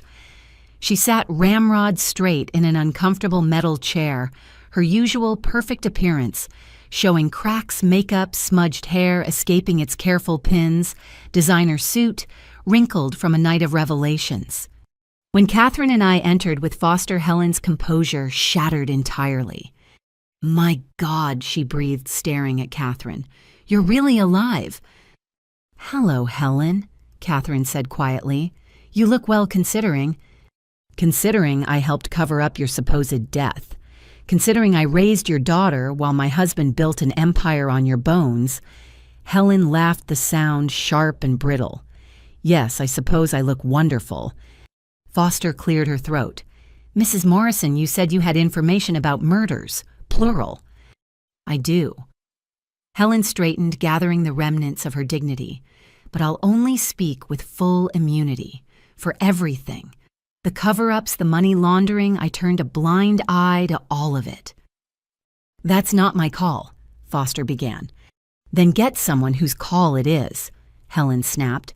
What I know will close cases going back 40 years, but I want protection and I want it in writing. Foster left to make calls. In the sudden silence, the three of us sat with decades of complicated history, crowding the small room. You did a good job with her, Catherine said, finally nodding toward me. She's remarkable. She raised herself, Helen replied. I just existed in the same house. Richard made sure I knew my place. The decorative wife who asked no questions and saw no evil. But you saw everything I said. Yes. Helen met my eyes for the first time. I saw everything and said nothing. That's my crime, Alethea. Not what I did, but what I didn't do. Tell me about the others, I said. The murders. Helen pulled out a small notebook from her purse. I started keeping records after your grandmother died. Names, dates, patterns. People who crossed Richard and conveniently disappeared. She opened the notebook, revealing pages of careful handwriting. Maria Calabrese you know about, but there were others. Janet Huang, the accountant who questioned the Morrison algorithm's origins. Car accident 1995. Marcus Webb, the journalist investigating Richard's connections to organized crime. Overdose 1998 despite being a teetotaler. Jesus, Catherine whispered. Dr. Patricia Morse, the oncologist treating Catherine. Helen glanced at my mother. She died in a hiking accident 2 weeks after you disappeared. Fell off a trail she'd hiked hundreds of times. Patricia died. Catherine's voice cracked. She was helping me plan my escape. Said she'd testify about Richard trying to influence my treatment. Which is why she had to go. Helen turned another page. Should I continue? There are 12 names here. 12 people who died because they threatened Richard's empire. How, I asked. How did he manage it all? The Calabresi's handled the wet work. Richard just pointed and paid, always through intermediaries, always with plausible deniability. She laughed bitterly. He'd come home from golf mention casually that a problem had been resolved, and I'd know. Another death on our dining room table. Foster returned with AUSA Chen and a stack of papers. Immunity deal as requested. Full protection in exchange for complete cooperation. Helen signed without hesitation. Then she began to talk. For 3 hours, she laid out 40 years of crimes. The murders were just the beginning. There was also blackmail of judges, bribery of regulators, a complex web of criminal connections that made Morrison Industries less a company and more a RICO enterprise with a stock ticker. The FBI has been circling for years, Helen said, but Richard always stayed one step ahead. Paid informants in law enforcement had people inside the Justice Department. He knew about investigations before they officially started. Who, Foster demanded. Helen provided names. Retired agents, current prosecutors, even a judge on the federal bench. The scope was staggering. This is why I stayed, Helen said, looking at me. Not for love or money or status. For evidence. Every dinner party, every golf game, every whispered conversation, I was documenting it all, waiting for someone strong enough to bring him down. You could have come forward earlier, Catherine said.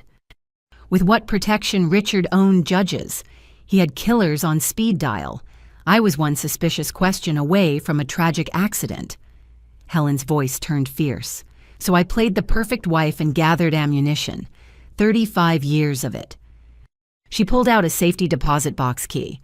Everything's there. Documents, recordings, photographs, enough to bury what's left of his network. Foster took the key reverently. This is extraordinary. It's survival, Helen corrected. Mine and yours, Alethea. Every name in that box is someone who wanted you dead once they knew what you were planning. Bradley Thornton was just the latest. Where will you go? I asked. After you testify. Marcus and I have plans. She smiled for the first time. My trainer, remember, we're thinking New Zealand, somewhere far from Boston winters and bad memories. You deserve happiness, Catherine said quietly. We all do after this. Helen studied her husband's mistress, the brilliant woman he'd tried to erase. I hated you for so long, the ghost he compared me to, the genius I could never match. But you were just another victim, weren't you? We all were, Catherine agreed. But we survived. That matters. The formal statements took hours more. By the time we finished, the sun was setting, painting the federal building in shades of amber and gold. Helen left in protective custody, heading for a safe house until trial. Foster's team scrambled to process the mountain of new evidence. Catherine and I found ourselves on the building steps breathing free air after hours in windowless rooms. 12 people, I said. He killed 12 people and I never suspected. You couldn't have known. Helen barely knew and she lived with him.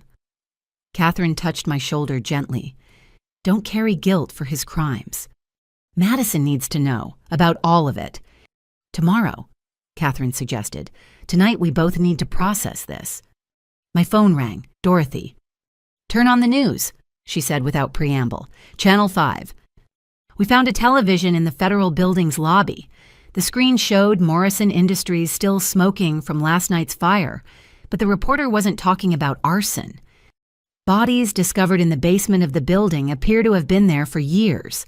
FBI sources confirm at least 3 sets of remains found in areas that were sealed off during construction in the 1990s. The people who went missing, I breathed. He didn't have them killed elsewhere. He killed them in the building and sealed them in. Their families will finally have closure, Catherine said. The reporter continued. Richard Morrison, already facing federal charges, is expected to be charged with multiple counts of murder. His lawyer has indicated he may be willing to make a deal. I turned away from the screen. No deals, not for this. He's 72 and facing life without parole, Catherine pointed out. He'll die in prison either way. Then let him die knowing everyone knows what he really was. Not a brilliant businessman, but a common murderer who built his empire on corpses. We left the federal building as night fell over Boston. The city lights twinkled like stars indifferent to the day's revelations. Tomorrow would bring more testimony, more evidence, more ugly truths dragged into daylight. But tonight I had dinner with my mother.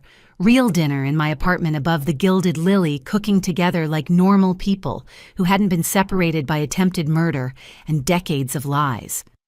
I don't really know how to do this. I admitted chopping vegetables with unnecessary precision. The mother-daughter thing.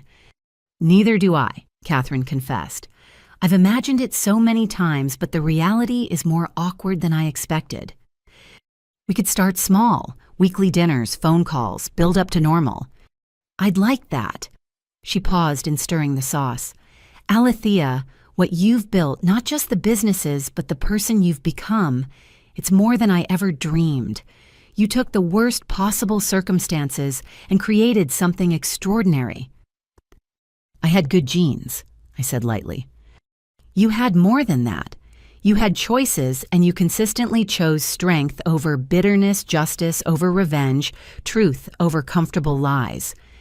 She turned to face me fully. I'm proud to be your mother. Whether you call me Catherine or Mom or nothing at all, I'm proud. The words I'd waited 35 years to hear hung in the air between us.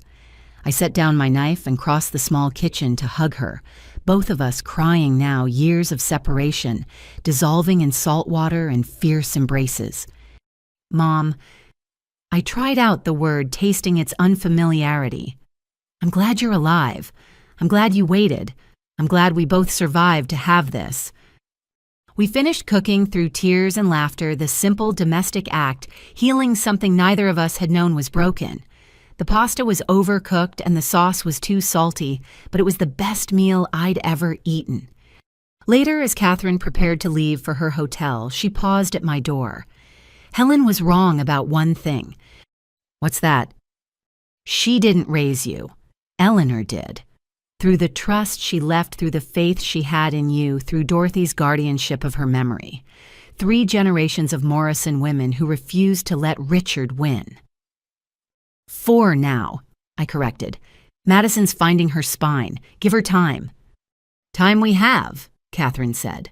Finally, we have time. After she left, I stood on my balcony overlooking the city. Below, the gilded lily hummed with late-night life. In a federal holding cell, my father faced the ruins of his empire. The Calabrese family was broken. Bradley Thornton would spend decades in prison.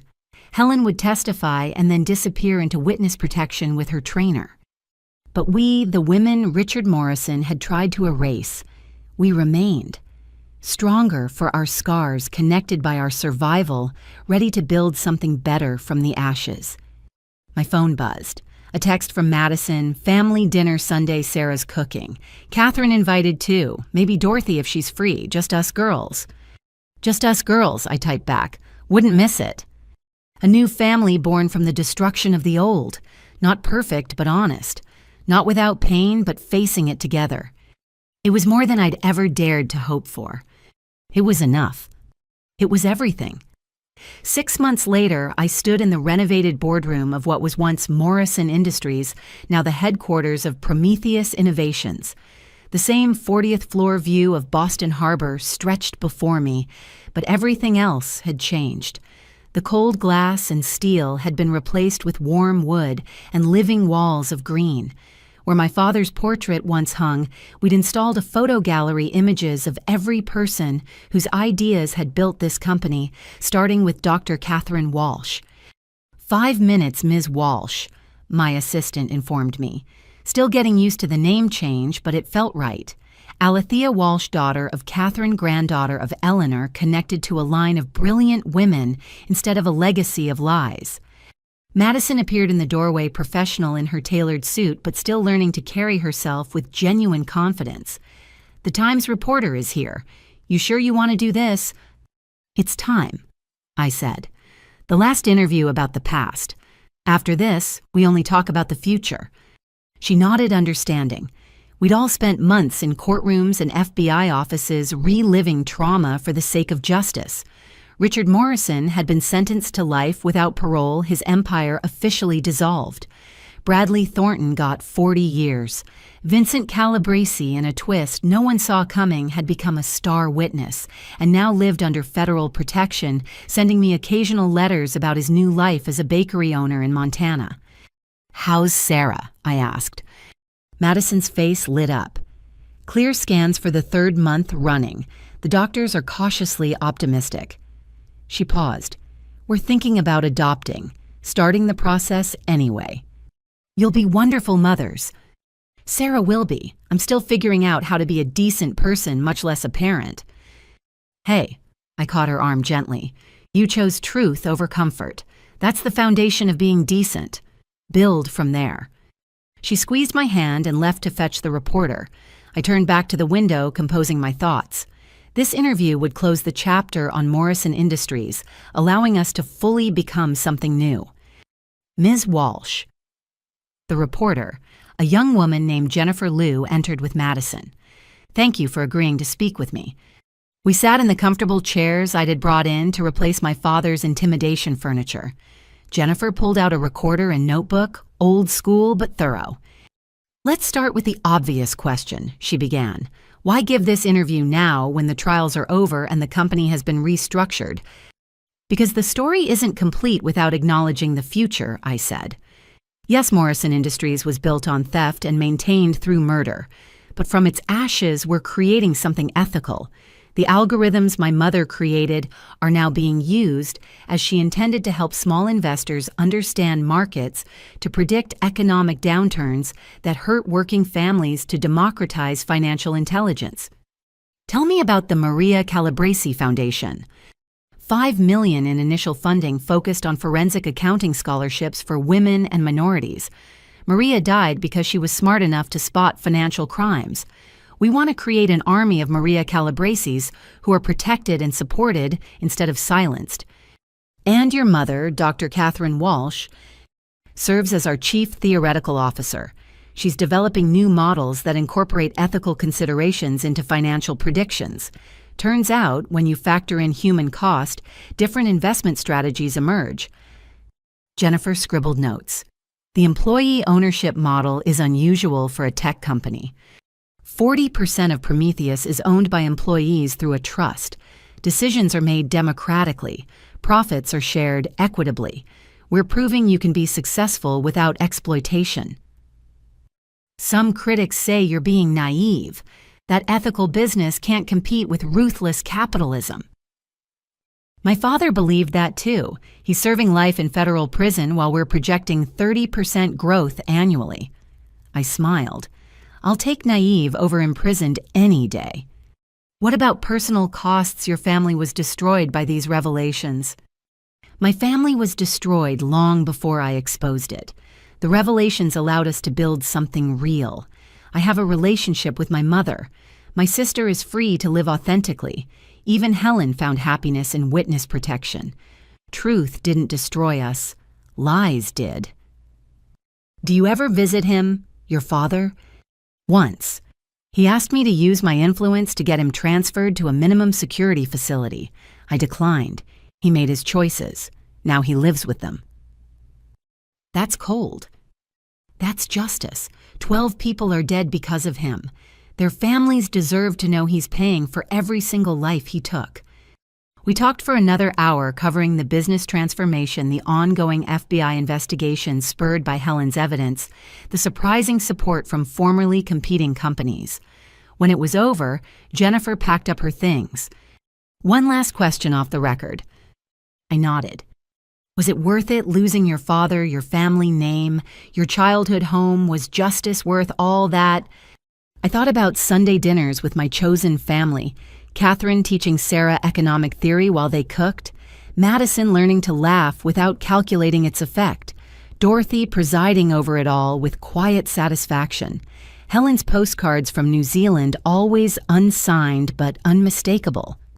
"I didn't lose those things," I said finally. I traded comfortable lies for uncomfortable truths. The price was high, but the return on investment— I gestured at the transformed space around us. Incalculable. After she left, I walked through the building, something I did every evening. The executive floors had been converted to collaborative workspaces. The basement where bodies had been found was now a memorial garden open to the public with plaques for each victim. We'd exorcise the ghosts by acknowledging them. I found Catherine in her lab, really just a comfortable office filled with whiteboards and computers, but she insisted on calling it a lab. She was deep in conversation with Lynn, who'd flown in from Singapore the week before. Watching them together, the easy intimacy of minds that matched, I slipped away without disturbing them. Second chances were rare and precious. The Gilded Lily was packed when I arrived for my Tuesday shift. Word had spread that Alethea Walsh still poured drinks twice a week, and curious customers mixed with regulars. I tied on my apron and got to work finding peace in the simple rhythm of service. "Whiskey neat," a familiar voice ordered. I looked up to find Marcus Helen's former trainer and current partner sitting at the bar.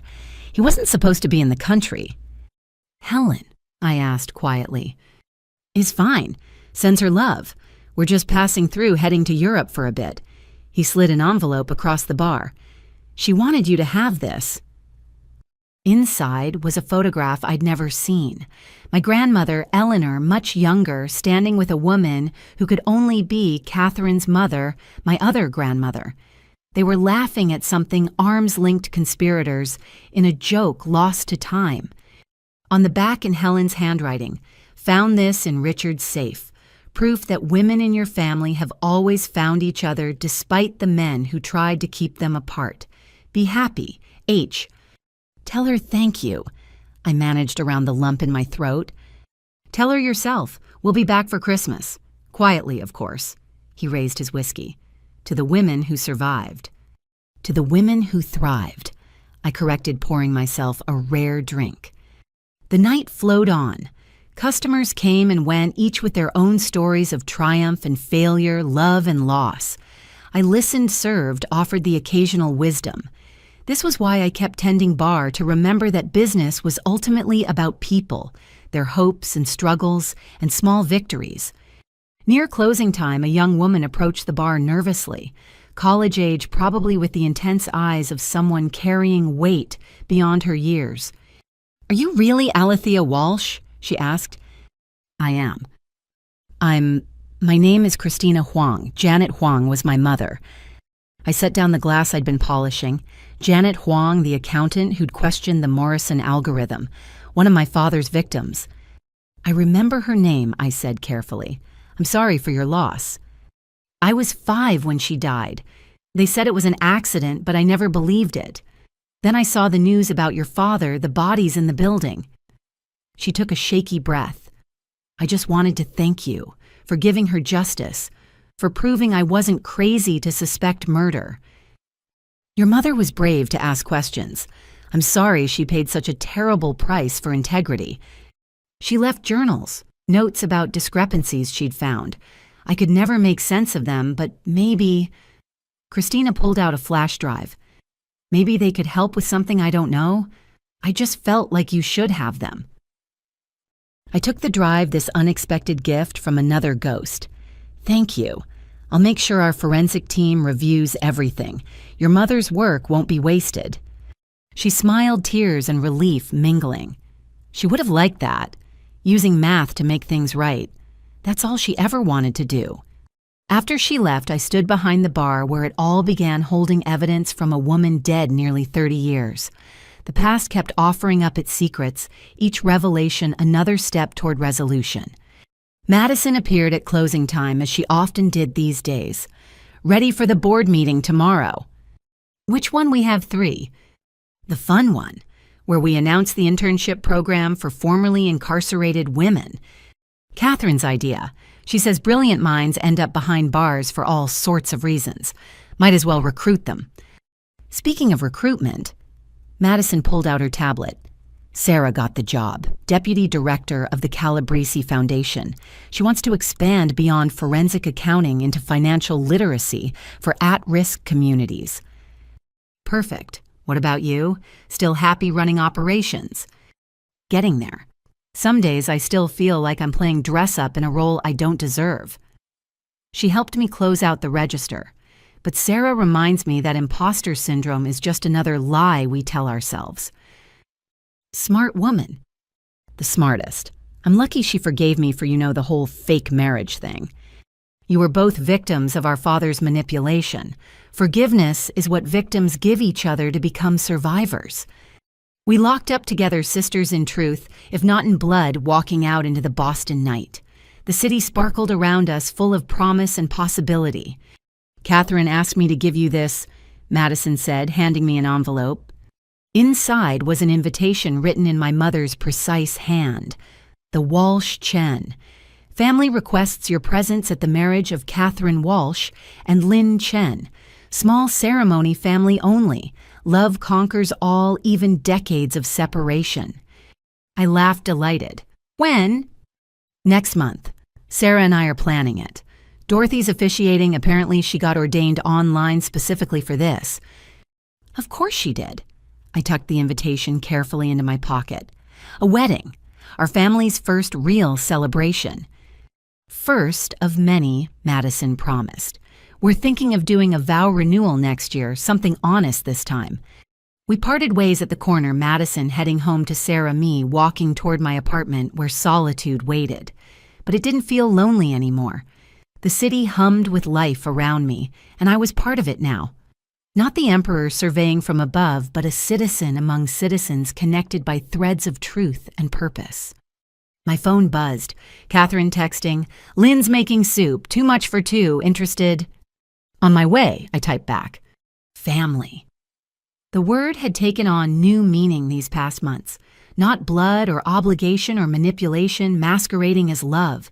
Real family was choice daily renewed. It was Catherine choosing to return. Madison choosing honesty. Helen choosing to testify. Dorothy choosing to wait 35 years for justice. It was me choosing to stop by my mother's apartment for late-night soup and conversation, choosing connection over isolation, choosing to build rather than simply tear down. The doorman at Catherine's building knew me now, waving me through with a smile. The elevator rose smoothly, carrying me toward warmth and laughter and the simple pleasure of sharing a meal with people who knew all my truths and loved me anyway. Perfect timing, Lynn said, opening the door before I could knock. We were just debating whether ethical capitalism is an oxymoron or an evolution. Both, I said, entering the apartment that smelled like home. It's both. Catherine appeared from the kitchen, wooden spoon in hand, wearing an apron that said, Economists do it with models. A gift from Lynn, apparently. There's my daughter. She said the words still carrying wonder 6 months later. Ready to solve the world's problems over soup? Always, I said, meaning it. We sat around their small table, 3 women who'd found each other against all odds debating theory and practice while sharing simple food. Outside, Boston slept. Somewhere, my father sat in his cell. The Calabrese brothers served their time. Bradley Thornton contemplated decades of consequences. We clinked cups, ceramic against ceramic, the sound ringing like bells announcing a new day. And in that moment, sitting with my mother and her love knowing Madison and Sarah were home together, that Dorothy was probably reading in bed, that Helen was watching a New Zealand sunset. In that moment, I understood what victory really meant. It wasn't the fallen empire or the successful company or the justice served. It was this connection, truth. The choice to love after loss, to trust after betrayal, to build after destruction. Tell us about the interview, Lynn prompted. How did it go? So I told them, and we talked until dawn painted the sky pink over Boston Harbor. 3 women planning a wedding and a future and 1,000 small revolutions that began with refusing to live lies. The city woke around us and we greeted it together, ready for whatever came next. The past was settled. The future was ours. And for the first time in my life, that was exactly where I wanted to be. Thank you for joining me on Alethea's journey from betrayal to triumph. If this story moved you, please share your thoughts in the comments below. Have you ever had to choose between comfortable lies and difficult truths? How did you find the courage to choose honesty? Like and subscribe if you want to hear more stories about women who refuse to be silenced, families who choose truth over comfort, and the unbreakable bonds that form when we dare to be authentic. Remember, your story matters. Your voice matters. And sometimes the greatest revenge is simply living well and honestly. Until next time, may you find the strength to build something beautiful from whatever ashes life hands you.